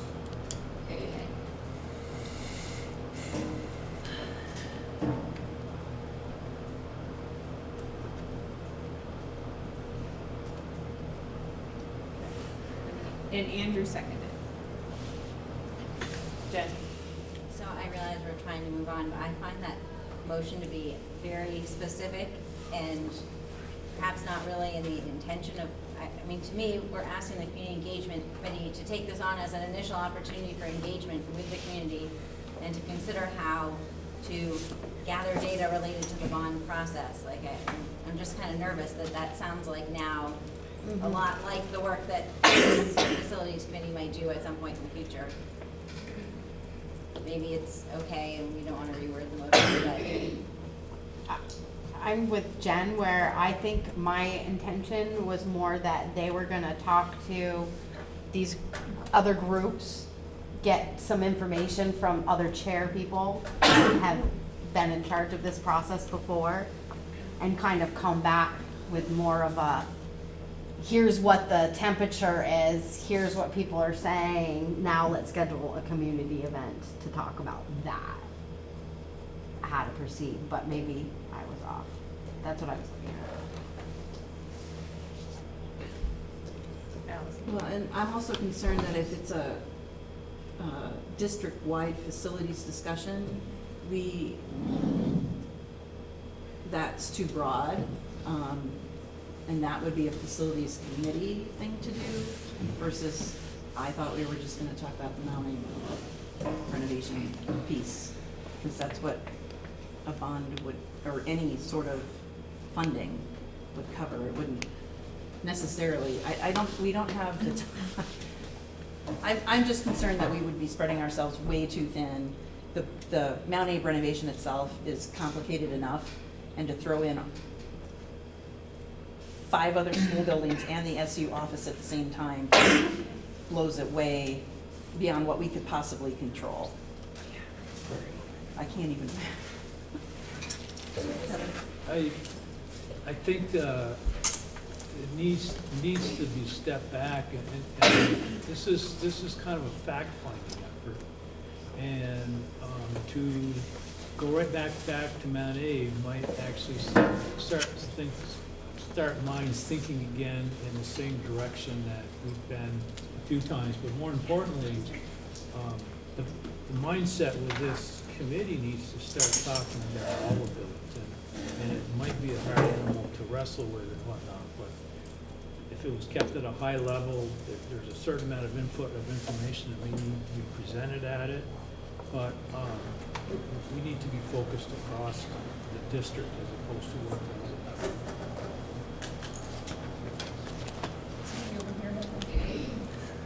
I was gonna say maybe we could just revise a motion to just ask the community engagement committee to schedule a public meeting on the subject of a Mount Abe bond, or just like to kind of just try to keep it as broad as possible, to just say like to do that work, to try to put together, because I think what we're kind of talking about is having a first kind of bite at the apple in terms of getting out there and talking with people about this issue is sort of like a baseline, because that's the type of event that we could invite a lot of other people to come to and where we could hear a lot of these things. And I agree, we don't want to get right back into rehashing all the specifics of it that have been done, but to at least kind of say we're at a new moment. We're doing this engagement now from the new board as opposed to from the old Mount Abe board. Here's the difference. Come on out and talk about it. And if we just kind of say to community engagement committee, start planning that event and leave it at that, then that might be enough right now. Because more specificity just might not be helpful yet. I mean, if that's the goal. At some point, you have to tell them what the meeting's about, that's all. So I was just trying to describe what is the meeting. Not that you would. Right, and I think that's what would be on our agenda. You're gathering information. It's really just that the community engagement committee is going to set up the meeting, or propose the meeting. It's really the only action that's happening here. I think that's what I said. Erin? How well were attended the forums that we had at the end there when we were trying to like drum up support for the bond vote? Are people coming? Anyone? The number's so small, like. And at the end, I think we had maybe 40 people at the last meeting. The biggest attendance was after the November bond failed. That was the biggest attendance, and then it just slowly fell off from there. And then we started having the same people over and over again. Yeah. Saying the same thing over and over again. And that's what my concern is. If we're gonna schedule another forum, that I feel like it needs to be, I don't know, somehow. Yeah, somehow we have to get different people. Yeah. Sure. I would like to withdraw my concern about the motion. I think we should just vote on it and move on, because it's really probably not that important. I think we understand we all understand what we're trying to accomplish. All right. Any other discussion? All right. All those in favor of the motion for the Community Engagement Committee to investigate and set up a full board forum with the interested community groups to discuss district-wide facilities improvements, please say aye. Aye. Aye. Any opposed? Any abstention?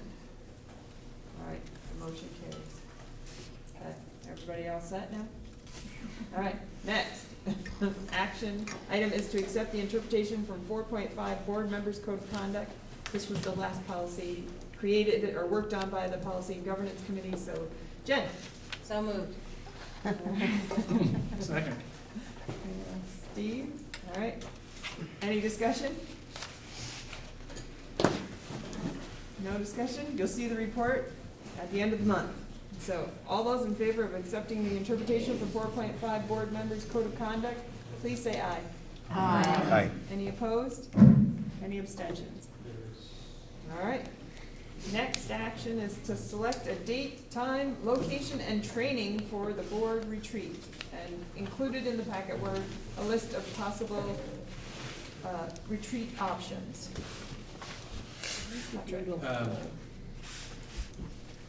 So I think what can make this process a little easier is doodle poll in terms of the dates and the times.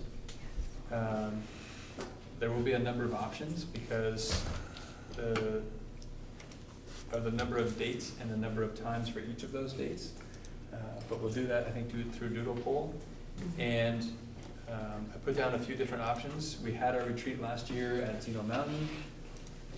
Everything seemed to go well except for the terrible thunderstorm and torrential downpours. But there are other places, and I just put a few down that were some possibilities. If nobody has any strong preference for one or against anyone, then I can just work to iron that out. But I wanted to just sort of be transparent about options and where we go. My inclination would be to go back to Zeno Mountain. I feel like that worked. Second. Yeah, that was good. And just hope for better weather. That was great. Do you want any action on this? No, I think we'll do the doodle poll and that'll iron that out. And the only piece would then, so I put down some trainings that we've talked about some here that I think would be good to incorporate into a day-long retreat rather than trying to build them into our schedules here. So if there's something missing, or if there's something here that you don't think is appropriate for a retreat, I'd welcome that input as well. Just curious if we might have Howard do a 5-minute budget, how to read a budget session. For us. It'll take more than 5 minutes. For us. Sort of accounting 101 for dummies. Great. Is there any way they can get credit for that, Howard? We'll try. I teach you some courses. I'll give them a certificate. All right. I guess I have I'm sorry. Jen. So how, if we do training on either the essential work of school boards or policy governance, like, how would that be structured to be different than what this board has done in the last year? Would be a different angle on it, or? It could be. My thinking on that is, A, there's new board members that haven't had the training. B, once a year refresher isn't necessarily a bad thing either. And that community engagement piece, I was thinking sort of there were several of us that attended the workshop in Montpelier, and there was a student who was a student trained facilitator who did a little activity, and I think she was great. It would be, I don't know if she comes but it would be great to see some of those kids in action, to see That's what, true. we could do with our student force. So, I don't know, she was just a high school student who'd been trained and did a little activity in I've been trained on what? facilitating community engagement. Okay. So she had us in a circle, and she asked us several questions, and we moved in or out depending on your feeling about the question she asked. And then it just really spurred a conversation in the group on topics. Liz? Yeah, facilitator training was an interesting idea. I feel like that came up at the community engagement as well. So she could be an example of that. So training for the board members in facilitation of community engagement events? I think that's, I'm not sure if that is a thing, but it did seem like a really important piece for everybody that was successful at community engagement was understanding how to facilitate it well.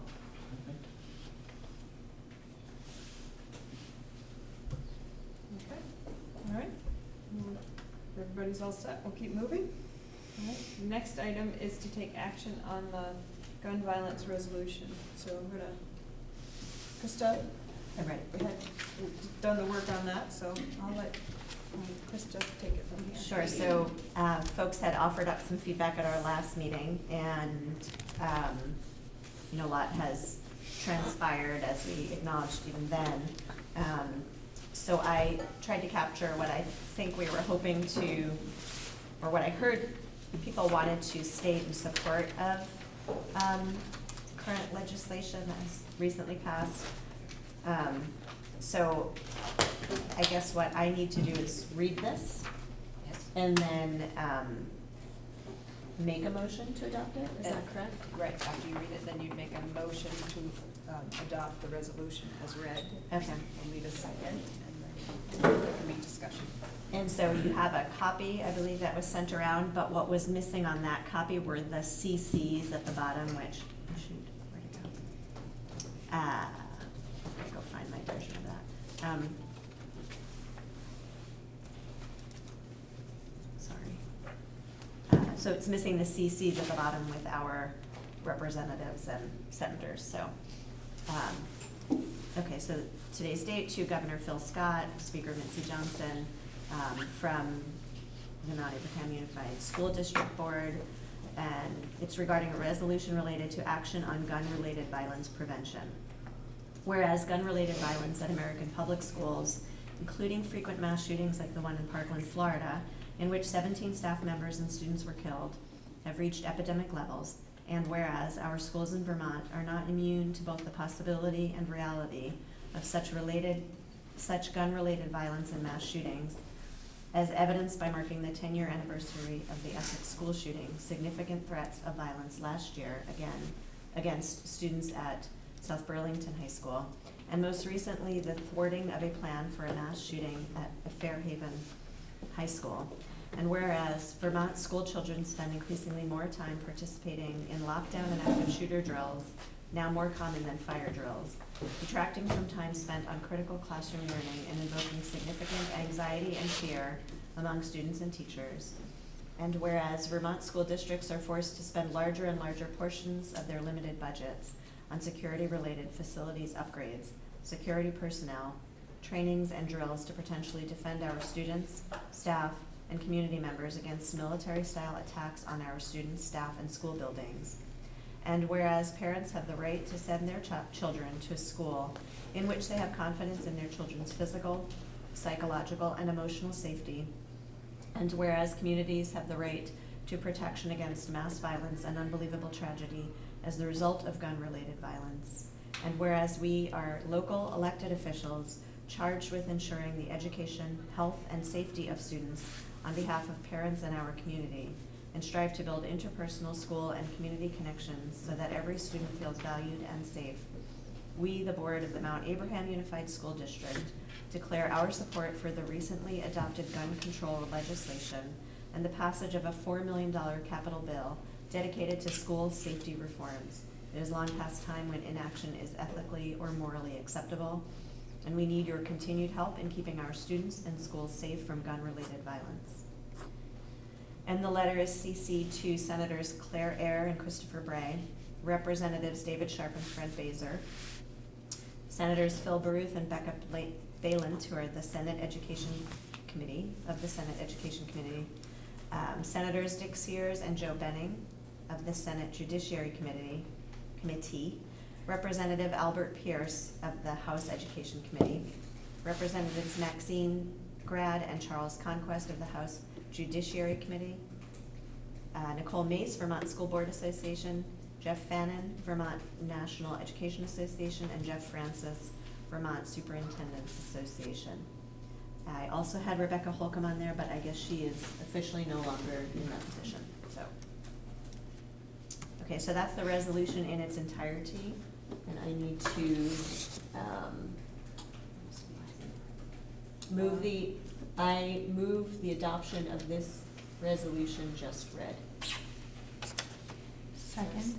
Sarah, second. Sarah McLean? Any discussion? Andrew? Just a grammar thing, is it is long past time when inaction is ethically or morally unacceptable? Inaction is unacceptable? Okay. Yeah. So are you putting all the representatives from all of our towns or not? I should be. So Harvey Smith represents New Haven, Woodbridge, and Bridgeport. I didn't know if that was on all. Harvey Smith.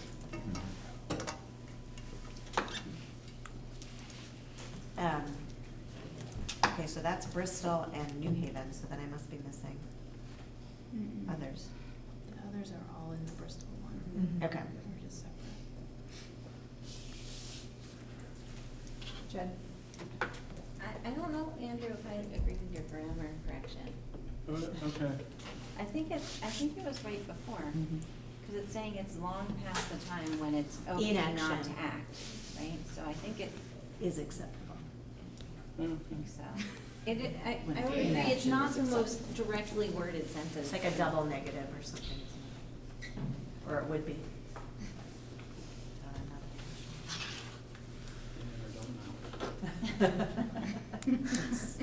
Inaction is not acceptable, that's right, so there should be a no un. I think. Steve, right? Just curious if we want to CC any other public body, like the Indy or just to make it, broadcastable. Did he say Pat Leahy? What did he say? He said the Addison. Oh, Addison Independent.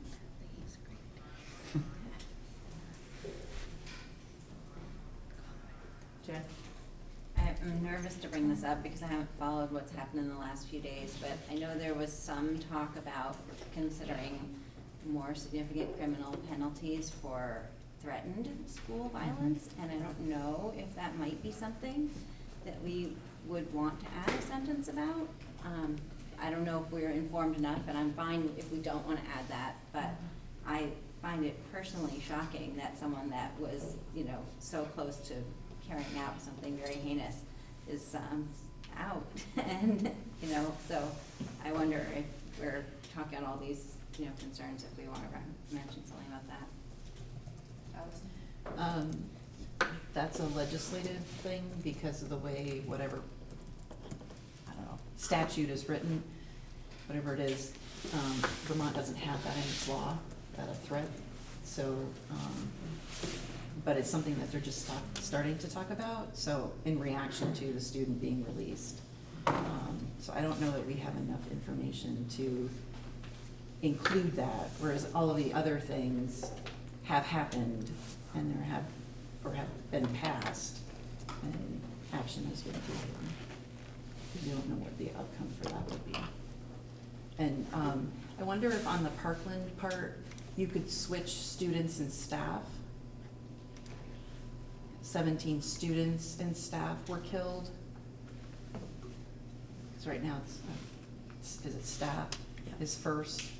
Or staff members, students and staff members. Because then the rest of the document usually seems to be students are our first focus. Not that staff members are not important as well. And I also think there were more students killed than staff members. I could be wrong on that. I don't remember what the number breakdown was, but I just think us as an educational board, and our commitment to the learning of students, that would, and just the way it's been talked about as well. Caleb? Why don't you suggest that you strike the word military style and just leave it as a tax? And I think that maybe, yeah, I just don't feel like that really belongs in there. Just because these attacks are, I think maybe that's referring to the fact that many of these attacks happen with weapons that maybe have some styling that is after military styling, but these are not military style attacks, and that's just a little confusing to Well, me. I think it's just, I was just gonna say, I think it has to do with the fact that the legislation was to disallow certain clips that go to certain guns. And those guns should only be used for military action, so people shouldn't need them. And I think that that's probably what that was referenced to. Yeah, I just was gonna throw that out there. I was just thinking, yeah, no, I agree. I think that's probably what I was referring to. I just kind of found it in that context to be unnecessary and maybe confusing. I tend to agree. It's more of a terrorism activity than it is a military activity.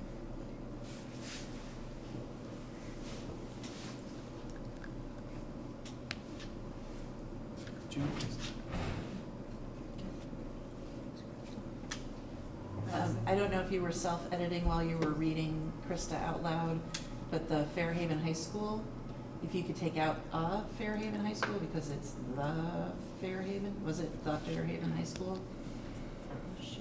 And there's just the one. Yep, thank you.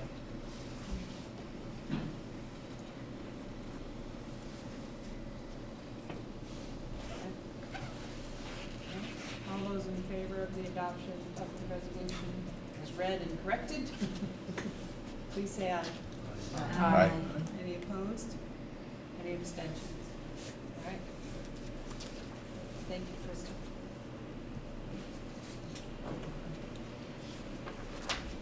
All right, item E has been stricken from ours, so we don't have item E. We're moving on now to item F, which is assigning monitoring, reporting responsibilities. So there are, as a board, we are in charge of all the 3s and all the 4s in our policy. So that is 2, 3, 4, 5, 11 different monitoring reports. Out of the 11, there are 4 that do not have reports. They have interpretations, but they don't have the report. So on the list, I just created a little list, but on the list, the ones with the yellow do not have a report. So I'm asking a more experienced board member, perhaps take on a new board member and work on that together, and new members to avoid the yellow ones. Let someone who's been around the block a few times work on that one. So this is a pass around and sign up. It is a pass around and sign up. When we build the calendar, we'll have a better idea of where they fall in terms, because the first year we did some, and the second year we did the other ones, so it'll be a matter of what falls in the calendar for the next plan. But usually what happens is we plan we don't plan on one that's due in August, when it's 2 months out, or a month out, or something. So, everybody should take something, team up with somebody. Sarah? I guess I need to clarify. You want us to sign up for something? Yes. With What? someone else? Well, What do we sign up for? if an experienced board member, seasoned board member I want them to take the yellows. Okay. But a new board member could join one of them to work through the process together to determine, what you're gathering for evidence and writing up the report. You could work together. But the ones without highlights, if you're new, you should be able to figure out the report's been written.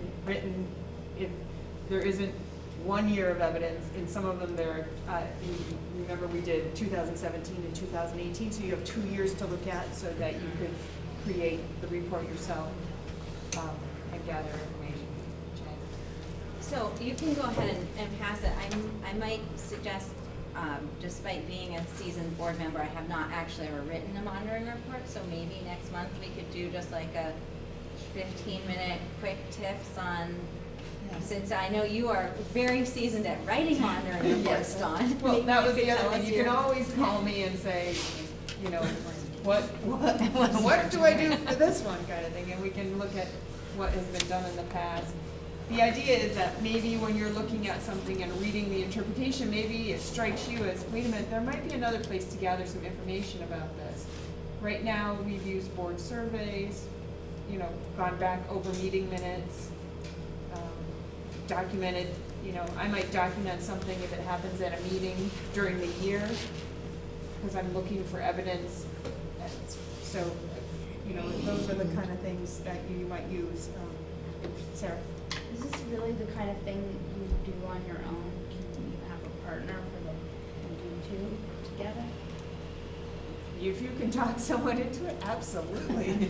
I'm nervous. I don't know. Oh, yeah, I mean, I don't see why you can, everybody, you know, sign up together.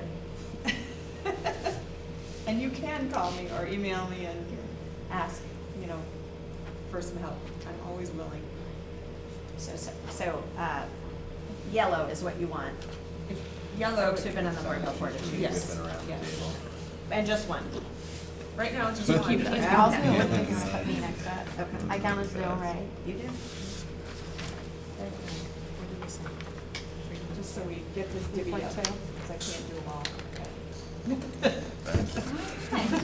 Every year. I have one there. I got one more. One more. Can we do multiple Are there actions at the same time? schedules? Yeah. There will be a schedule once the board work plan for the next year's, there'll be a schedule. And, you know, you might sign up for one and it might not be looked at, it might not be on the monitoring schedule until next year, so. Typically at the retreat is when you'll see the agenda for the work plan for the year. So nothing really is gonna, we're not doing Probably anything so. yet until then. Probably September, might be when the first one is due. Right. And so whoever that first one is, I'll work with you and say, you know, here's where you can look for some information, for some evidence, right? And the nice thing, I hope, hopefully the policy governance drive will carry over so that people can go to that, you know, to look at maybe meeting minutes from that one to hear, to get an idea of the discussion. Can you on the agenda indicate whose responsibility it is, so we remember? Yeah, when we do the work plan, I think with this information, we can include that in there.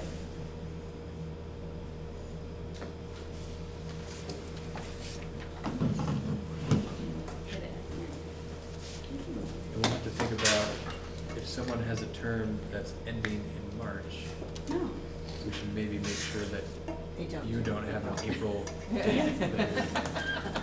Can't let you leave without that So there opportunity. might still be some swapping happening.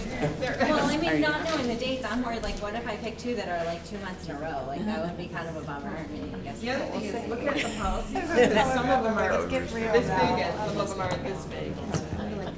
And has anybody, it's going around, is anybody on board chair?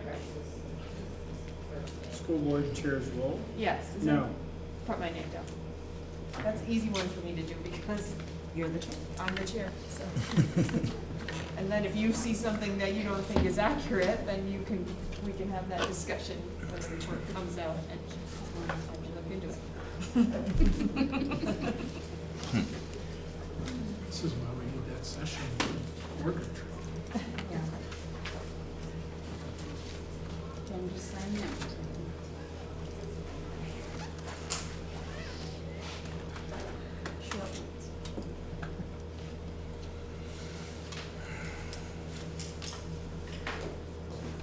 Do you have to wait for it to go around? Well, I don't want anybody to be so distracted by the next topic that they forget to sign up. The next one looks pretty easy. We'll give it a shot. Don't tell them too much information though, so I want them to sign up for that. All right, we'll go. The next item is an action item to authorize the superintendent to establish a line of credit not to exceed the anticipated revenues of FY19. Yeah, so it's a little different than what we've done in the past, where we had to have tax anticipation notes. As a single district, we need to borrow more money at any given time to have enough to cover the entity. So this way we establish a line of credit now that provides the funding we need in anticipation of taxes and revenue, et cetera. This is another one of those where the alternative would not be very good. I so move. I second that one. Sarah LaPearl. So instead of going back to each town and asking them for, Instead of waiting for taxes to come in and waiting for grant money to come in before we can pay anybody anything. right, but I know that, you know, like in Starksboro, we would, at town meeting, authorize the school to borrow money in lieu of taxes. That's, we're doing something different. It's similar, Yeah, but borrowing the money in a different way than we have historically. it's not all one lump sum, it's a line of credit that you draw. Yep. Okay. I think that's her. All right. Any other questions? No, no. All right, all those in favor of authorizing the superintendent to establish a line of credit not to exceed anticipated revenues of FY19, please say aye. Aye. Any opposed? Any abstentions? All right. Next item is to authorize the superintendent to make hiring commitments. Is there a motion? So moved. Allison I second. and Andrew? Any discussion? So this is one that's typically on a June agenda coming into the summer, so as things come up, it enables me to do what I need to do. But being in the midst of the hiring season right now and meeting once a month, so if tomorrow I interview someone that we really want for a position, and I say, I'd like to bring your name to the board, and they meet next on May 29th or whatever the next meeting date is. But don't worry, I'm sure they're going to approve my recommendation. It's a little unsettling if it's a really strong candidate and they have offers from multiple people and that's what I go to them with. It raises the question as to whether or not they're going to choose us or choose somebody else. So as I thought about, so by statute, you have to hire and fire. And we do it in consent agenda. So these folks would continue to show up on a consent agenda, but this authorizes me to issue a letter of commitment to them and do some things to solidify something more than just my word to them that it'll be okay, which is typically what happens in the summertime. But I'd rather have this authority now to secure the best people that we can get. And if it's okay in June, I don't know why it wouldn't be okay in May, from a statute standpoint. Is this a permanent, forever action? Or do we have to do this every year? Do you do this? Good question. This is done typically every June, coming into the summer months when the boards don't meet. So this is just doing it a month earlier and putting us in a position to secure the best candidates and not risk possibly losing them. And as you noticed on the consent agenda, it's hiring season. Make a motion to authorize superintendent to make hiring commitments. Yes, we have a motion. Oh, Yep, did we second it? yep, we have a second. This is just discussion, Oh, great. so if there's no more discussion. All right, all those in favor of authorizing the superintendent to make the hiring commitments, please say aye. Aye. Any opposed? Any abstentions? All right. Next is a discussion around the community engagement grant, and I'll let Caleb take it from there. That was Right. This was a grant. It's a technical assistance grant through the VSBA, and we heard about it. Those of us who attended, which was Krista, Liz, Dawn, and me, and I think just the four of us. Which is this. The group is called Public Agenda, and they had worked with VSBA to do some work already in Vermont, and now they're having this technical assistance grant, and with a focus on community engagement. And so the application to apply is tomorrow, and so it wasn't a big turnaround. On the other hand, it was a little bit simplified by the fact that it's a form that you're filling out with just a certain number of boxes. It's a limited scope of application, and it made it possible to at least give it a try. So we had a meeting last week, which was a pretty hastily organized community engagement meeting. It was warned, but not well advertised, and that was really just to kind of do the work of deciding kind of how to approach this. And it doesn't involve any funds, is what I wanted to say, which it's just technical assistance. So basically what you get if you get this grant is staff members, I believe from Public Agenda, was my, And one from VSBA. and one from VSBA, who come. And so there's some recommended topics to work on. It was interesting that formation of school councils was something that was certainly mentioned and called out in their grant application, as well as, let's just see here, some other things like how to approach school redesign, the allocation of resources among member districts, which seemed to relate to some of our stuff like with facilities questions, and then how to create or expand initiatives to strengthen and support student voice, and then how to use new tools for communication on student progress, such as proficiency-based report cards. And so that also, so those second and fourth ones, the school redesign and the new tools for communication, were the two we just chose to kind of focus on. And we do mention school councils as well. One of the confusing things about school councils, not to get too into it, is that they had this question like about the formation of them. But one thing that we heard about a little bit was touched on earlier today in terms of open meeting law, where if we form the school councils, it does put some restrictions on the type of engagement work they can do.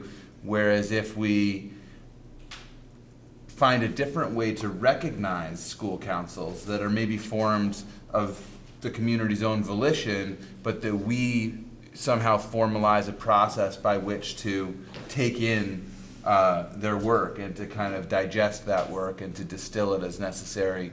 That seemed interesting to us, so we didn't kind of, in this grant application, go down that because it seemed a little contradictory to say we want help forming these things, that if we form them, they're more limited than if we don't form them. So anyway, so wrote up an application and got some feedback from folks and have a draft ready to submit. So I guess what I'm hoping for is to answer any questions and then see if we can get permission to apply for it. And this would be specifically for board work, as far as I can tell, as far as we're planning at this point, as opposed to work that absolutely it requires Patrick.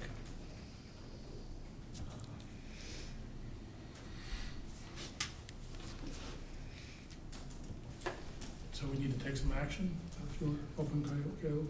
Well, I guess that, yeah, to kind of, I guess we're hoping for questions or, I think we need permission to submit it, you know, I mean, I'd like to, I know this isn't on the agenda as an action item, but I think the idea is it's a little bit of a fast turnaround, but it seemed worthwhile to apply for, and it seemed very much in line with a lot of the work that we're trying to do. And so yeah, I guess our team at this point is mostly made up of the community engagement subcommittee, but if we were to have some traction and get the grant, I think we'd want to expand that and have more of a conversation about it. But at this point, we need to kind of apply or not. Is it something that could be scheduled concurrent with the board retreat, if it did get expanded? I don't see why not. I mean, I think that some of the technical assistance, if it was obtained, my impression would be that it would probably be incorporated into community engagement work. Okay. And that it would cover a scope of time that was longer than just one meeting. And you know, I can't be sure of this, but I think they would probably be talking about what are the multiple engagement methods and approaches, and how are they different from one another, and how are we going to try to deploy them. So I think the assistance we would be getting would be more kind of informed strategic planning on that, kind of based on previous work in that way. So I think it's less of like a one-time presentation, but there could maybe be a component at our retreat, for sure. Allison? Since this isn't an action item and we can't make it an action item, we didn't warn it as such, don't you as the chair have the authority to direct these kinds of things? Haven't we given you some authority? Maybe.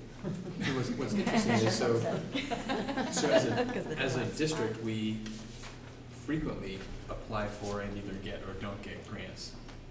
Generally, they're monetary, not in terms of the service, but procedurally. We don't see those. Right. We don't I see think those at all. Under my authority, we could Yeah. apply for this tomorrow. Because it's a means. The question I have is what if any strings are attached? Like what's the commitment on the board's part, or on my part, or on the district's part? Should we be awarded this? That's usually the first question we ask when we're going for a grant. Patrick, did you get a chance to see the description where it talks about what would be entailed in the timeline? So the deadline's tomorrow. The work would begin in June or July, and planning and implementation would continue through the following June. And it says that to support this work, Public Agenda and VSBA will visit each district to interview school and community leaders, help assess the state of engagement and equity locally, list local assets and challenges, and facilitate planning meetings in person.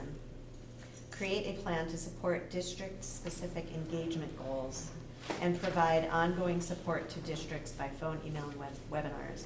So 3 phases: a learning phase, June through October, a planning phase, October to December, and an implementation phase, January to April, and then reflection and next steps. Would they like to be our facilities committee? I mean, I really hope we get the grant, because I just feel like the timing couldn't be better, since we really are at this interesting point of just getting some outside look at how to really harness this energy that's out there, so that we can keep people engaged and informed and invested in all of the different challenges you put forth in that PowerPoint before. Mm-hmm. So it, I don't know if that addresses your concerns, but it's, I think, from the workshop in Montpelier, this group seems like a great organization that did some really powerful work with the Essex School District, and that culminated in having these awesome student facilitators. So, and they're big into the student voice. So. Yeah, I think that, to me, that commitment is be part of the process. Exactly. It's not buying any particular products down the road, or some of those other things that sometimes come along with that kind of grant. I didn't hear that, but maybe it didn't sound like that. Does it have to be submitted through the SD office, or can it be submitted by you? It can be submitted, it can be submitted by me, as far as I can tell. They basically have, they ask you to identify a application team contact, which is me right now, and then you just email it to somebody at the VSBA. They're probably less concerned who submits the application than we would be from a process standpoint, and who can or can't submit applications on behalf of the district. Well, and also, for me anyway, if it's a specific person that you're supposed to, or that's supposed to submit it, and we don't submit it by that person, then we're ineligible. Yeah. So, as long as there isn't any sort of requirement for that. Yeah, my impression is that because it's not a monetary grant, that's maybe why some of the requirements are a little more open seeming than some grant applications, but also I think this is like the second phase. My impression, I could be wrong about this, but that this was, and that's why we've got to tie into, there's an equity piece they really want to tie into, and a 50% free and reduced lunch qualification that that is in there. They definitely still encourage you to apply, even if not every single school in the district has that, is at that 50% level or higher. But that it seems like, that they're trying to make it a relatively open process, because I think the requirements and the strings attached are really, you've got to prove to us that you're doing this work, and that you've got something to kind of really sink your teeth into as a group, and that you've got a group that's trying to meet regularly and do this work that's community engagement, focusing on equity and focusing on a certain population that I think the original funding is tied to. So in terms of operationalizing this, maybe one thing that will help is, so other grants that come through the district, if they're less than 5,000, go through Katrina. If they're 5,000 or greater, go through Howard. I'm wondering if even just at the end of this meeting, if you, Katrina, Howard, and I can connect really quickly and just say, yeah, let's go for it or not, and it's probably going to be go for it. And then maybe if you're in a position to, we can just say, go ahead and click submit. Great. We'll sort of fast track our process. All right. That sound good? Sounds good to me. All right. Okay. Thank you for taking the initiative to put that together. Yeah, Yeah. yeah. Thanks for, Sounds like a good thing. so. Okay. Next item is discussion of principal hiring process. Yeah, I just wanted an opportunity. Don and I connected briefly on this. So, you know that we're in the process of hiring for a principal at Beaman. Historically, under multiple districts, there's been a point in the process where the board interviews the finalists for a principal position. I feel like as we're working to get better and better at policy governance, and as this is the first administrative hiring for the MAUSD board, there's an opportunity to think differently about that. Under policy governance, as a supervisory, as a unified district board, I'm technically your only employee, and everybody else sort of works for me. So it's in some ways awkward for you to be interviewing the finalists for a position that ultimately I'm going to have to supervise over the end, not you. So this seemed like an opportunity to have that conversation, let you know what my thinking is. I think Don and I were on the same page that we would treat this hiring similar to what other hirings would be through consent agenda. Knowing that there's a very involved process that involves community members. Katrina's leading that right now. It's pretty extensive. Andrew's on that. But just to sort of stay true to policy governance. So there's like different teams that go through some sort of an interview process, is that what you're saying? And we do that for all of our positions that we fill. So whether it's principal, classroom teacher, all the coaches, support staff, there's an interview team that makes a recommendation to me. I interview finalists and ultimately make the recommendation to the board as to who to hire. Jen? I would say, I mean, I've only been through one principal hiring on my local board, and I don't believe that our local board interviewed the principal candidates, but I might be wrong about that. But I know that that committee that did the principal search did include at least one and maybe two board members. So it sounds like you have a board member on your committee, and I think that going forward, it would be a good idea, and that we should continue to have board member involvement in a principal hiring committee, although I'm okay with the whole board not interviewing the final candidates. And I think that's the process is designed that way. Katrina's led this process for a couple of principals. And that it's by design that there's a board member that's a part of the process. Mm-hmm. Sarah? How public is the process? Like, where does I mean, I know we've had a conversation, but just in general, how public is, like, are the meetings, or is when the community, isn't there a spot where there's a community meeting with the candidates or things like that? With the finalists. The finalists? It probably wouldn't be appropriate for that level of involvement early stages and like in the first round interviews. No, but just in general, how is that stuff posted? Is that, you know? So how's, you're making me worried, because we did put out a public statement before vacation. No, we did. Okay. Yeah.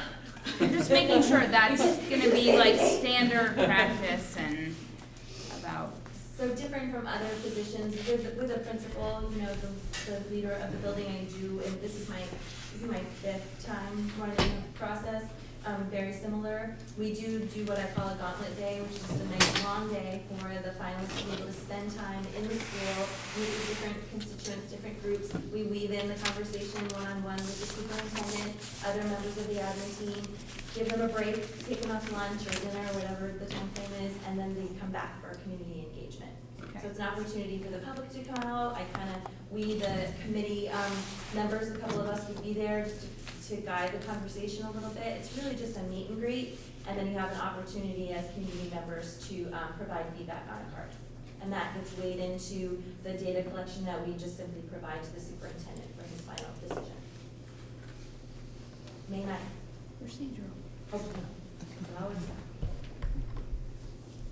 It's a great process. Katrina has done a great job in sort of outlining the process, and it's thorough. It's very thorough. Kind of sad that she's had to do that 5 times in how many years, but we're working to change that. I'd like to stop. Any other questions around that process? Okay. And the next item is a discussion around community engagement responsibility. And this was brought up as a result of the workshop we attended. They really stressed that the board as a whole have a discussion to establish their priorities around community engagement. I don't know if Caleb or Krista want to speak to that. I'm happy to speak to it first. Yeah, so I think that we do have this responsibility, and it feels in a little bit uncharted territory, but not wholly unfamiliar. Like, we know our community, we don't necessarily have a really good model for engagement in a new merged district. And so I think that the school council discussion has brought up a lot of the, I think, kind of, to me, a lot of the really relevant points of sort of what's the access like, what's the opportunity for accessing some board work in your own town, what's the point of contact if you are really interested in a specific school event like the hiring of a principal, but maybe this board meeting isn't gonna kind of satisfy some of the questions you have. Where do you reach out? And then also just how are we as a board being responsive to just the organic, kind of questions and responses and sort of interests of the community. And so I think, yeah, I don't have, I agree it's our responsibility, and that it clearly it's out there as a big central piece of our work, but I'm just struck by the fact that our structure's different, and it's just a hard thing to kind of, it's a hard thing to get people out to meetings. It's just like a hard kind of work, but then also it feels especially like there's a lot within our grasp, maybe because of how around some of the bond votes, around some of the changes, there's been so much activity in our community that it feels, at least though hard, it feels like there's this potential there, I guess. And I don't have anything else to say about that, but that it was really nice to go to that training a couple weeks ago and just kind of say like, oh yeah, like people can describe this problem that we're facing really well, and people have been working on these issues in many different contexts, and many of the other newly merged districts are working on the same thing. So it's helpful in that way. It still feels a little overwhelming, but right now I think it's just all about kind of understanding the different tools at our disposal, and then figuring out how to try them, how to try using them, how to practice, and defining our process so we can practice it over time. Yeah, I guess I would add that I think having the community engagement committee hopefully shows that it's a priority for us and for our work. To find new and different and better ways to engage folks. Not that we, the board, have to always be engaging everybody, but that we're facilitating that. And we made a commitment, I think, to have at least 4 sort of quarterly events of some kind over the course of a year. That would be a place to start. So thinking about topics that are of interest to folks, like the bond might be one, or personalized learning might be another, but having an opportunity to have a back and forth, either information sharing or gathering information. So it's really the charge of this group is to kind of figure out what that's going to look like. But that is a pretty key priority.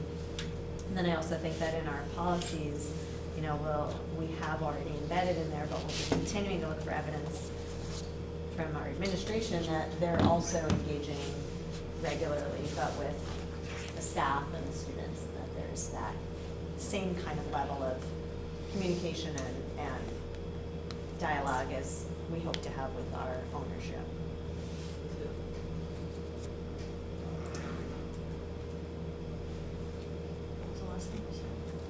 With our ownership. Right, so we want to have a sort of continuous dialogue with our community owners, and we hope that Patrick will have that sense, that the administration will have that kind of ongoing collaboration as well.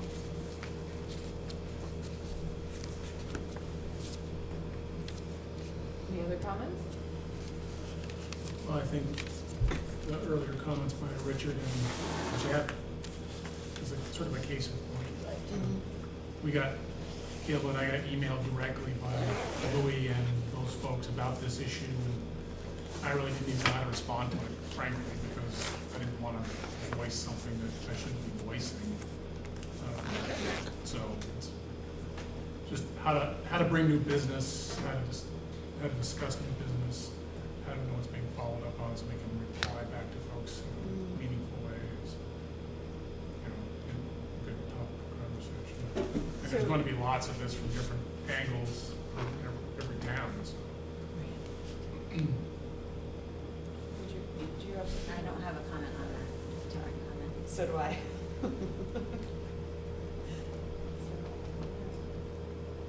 All right, Jen. well then I'll make my different comment. So something that I think to me touches on community engagement is that I think that this board, we need to continue to challenge ourselves to stay connected with all of our schools. It's been something I've been thinking about a lot in the transition from being on the board of one small school that my kids, you know, I'm in that building all the time, not as much now as my kids get older, but still, like, when there's a teacher who gets hired or resigns, or, you know, like, I know those people, and I can put a face with that. And I was looking at the hiring stuff, I'm like, or the resignation, and I'm like, I don't know any of these people. I don't even know what building they worked in or what they did.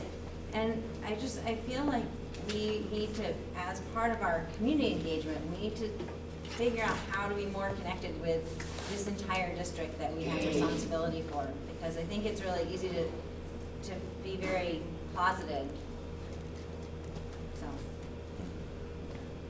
One thought I had was, does it make some sense to move this meeting to a different building? Just to, get familiar with folks who haven't been to the Lincoln School or haven't been to the Lincoln School. And we do a little walkthrough and then do a meeting. That will really require board members to read the agenda before the meeting. Tried that. And the public. We tried it with multiple boards and it was complicated, but with one board, it might be more feasible. I remember some of the hardships. I think one of the biggest complaints was people always complained that they couldn't hear what was going on in any of the other settings that we had meetings. But I remember speaking with someone from another district that had unified, and they said that they had done something like that, where when they would, maybe it wasn't every month, but maybe it's every second month, and you go to a different school, and sort of require some support from the staff, which they may or may not appreciate, but the principal maybe talks for 10 or 15 minutes just about some cool things that happen in the school. I mean, just something to help you not just go and sit at a board table in the gym, but to get a little bit of a sense of the flavor of that, you know, building and that community. I'm sure we can get them to unplug their coolers. Liz? It does feel like I wasn't on the local school board, but I am aware that the principals were always there, correct? And so that's a big piece that's missing here. So of course, you know, not all of them, but I think I would really enjoy that if that was set up to be able to put a little presentation sort of from each of them. That would be great. Allison? Yeah, to expand on that, have them highlight, the principal highlight the things that are going on, and almost kind of like a mini, the district-wide report that comes out. Each principal puts in a little blurb, and you know, maybe there's a student presentation or something that they're working on, or something that they're really proud of, just so that we can all get a flavor or a taste of what the unique flavors are to each of our schools. And that's what we did with the Act 46 study committee. We rotated. Every meeting was in a different school so that it was a contentious subject, so we wanted to portray the image that we were committed to all of our communities and all of our schools, and having a presence there. Well, that does fall under my board chair responsibilities, agenda planning. So Patrick and I can definitely work that in, I think. Krista? Can we articulate to Patrick that it's a priority for us to know that there is a way for the community to engage with their school, and that we know what that way is without it being a stated? I think there is a way. That 2.1 is treatment. Current perspective, student experience. Yes, so 2.1 we'll be talking about next, Yeah, next so month. local boards have 2.1 right now for review and feedback, and then next month, the executive committee and this board will have their chance to review that. So that's a perfect time to have a discussion around the priority in that report.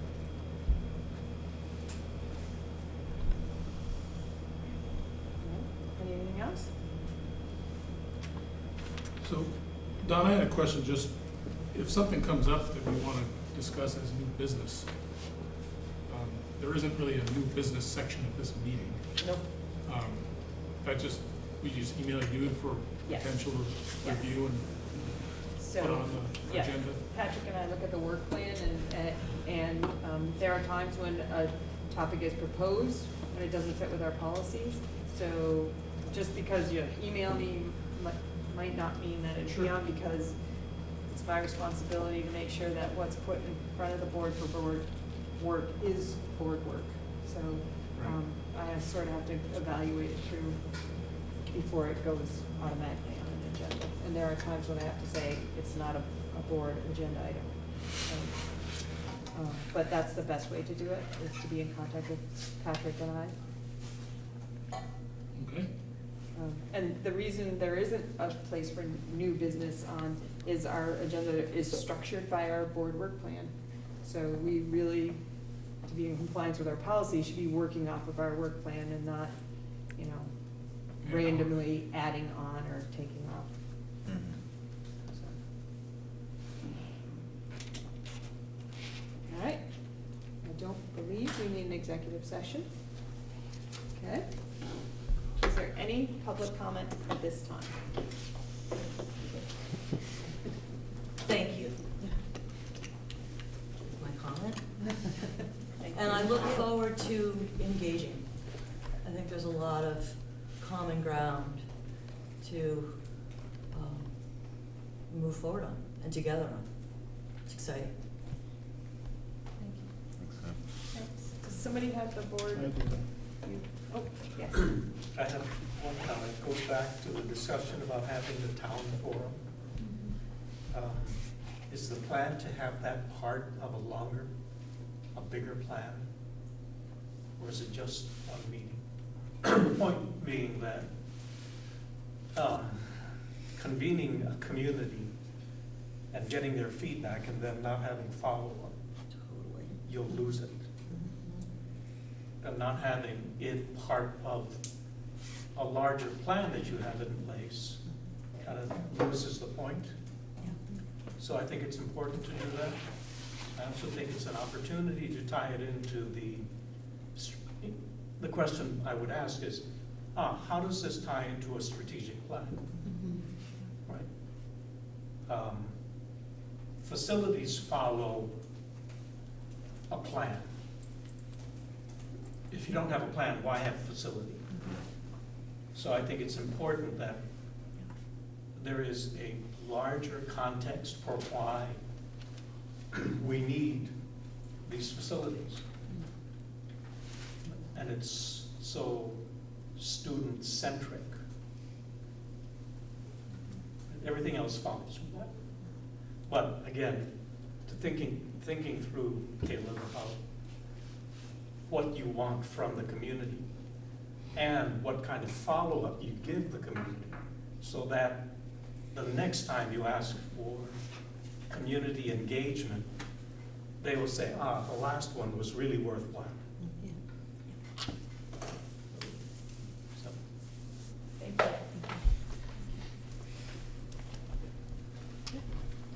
I know, who had the, all right, Andrew, go. What is the level of engagement of all board members? High, low? High or low? High, any comments? High for 3 hours. Okay. Stay there. What does the agenda follow, yes or no? Yes. Yes, any comments? Okay, what went well with the meeting? What went well with the meeting? I would say community engagement went well, whereas public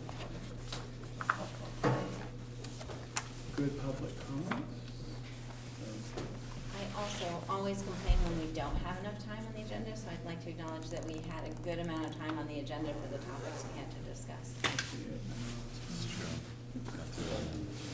Thanks for noticing. It looked like a lot at first. Any further comments for that one? Okay, what suggestions do you have for ways to improve future meetings? Well, I guess to that end, I do wonder, and maybe this is a conversation for after the other boards go away, but if folks are okay with 3 hours and have the stamina for it, awesome, or do we consider twice monthly for an hour and a half where we don't get fried? To be continued, but. So 3 hour once a month meetings versus more frequent meetings. Just curious about the timing snafu with what appeared to be the 6:30 on probably the district website? Yeah. Is that- Yeah. I think that was just an oversight. I think it was planned on there a long time ago as a 6:30 meeting, and then in looking at the work that was being planned for tonight and deciding it needed to be longer. No, that's fine. I'm just curious, what's the technical turnaround for fixing that date on the calendar? Is it a difficult thing as a web page to fix? Or is it? Yeah, it's a web page to fix. Yeah. If it was to be done over the weekend. Okay, so anything else for suggestions? That's it? Calendar? Or no? You brought it up, so yeah, write it down. Yeah, I was just saying, Somebody want to use that? figure out if there's for a quicker way, like, you know it's gonna be 6 o'clock, that it can be quickly changed on the website. I'm sorry, I have one more comment. The agendas, rather than having an email list, why can't you just have document, like a Google Docs? Because I assume it's a public document. It is posted on the website, so if you go under boards and committees, you click on it, and then you find MAUSD, you click on that, there's a list of agendas and minutes, so you would see the current meeting would just have agenda and there'd be no minutes. They're two Right. different columns, so it is posted on the website. So I don't have to be on a mailing list No, to you receive can go, to if you see go the agenda. into the ANESU site, you can see Okay. it. I was By confused looking because for you were- minutes, but agendas and minutes. Okay. It's You can also see. not there until like day of or day before. Was that the agenda? No, the agenda is usually the week before. Okay. It's I sometime. mean, it's, I assume that you would post it at the same time you email it. Yes. Okay. Great. Any further comments for improving future meetings? That once, cooled. twice. That thing fires off, I can hear. All right, a motion to adjourn, please. So moved. Krista, is there a second? I second. Andrew? Second, third, fourth, 11th. All right, all those in favor of adjourning at 9:13, please say aye. Aye. Any opposed?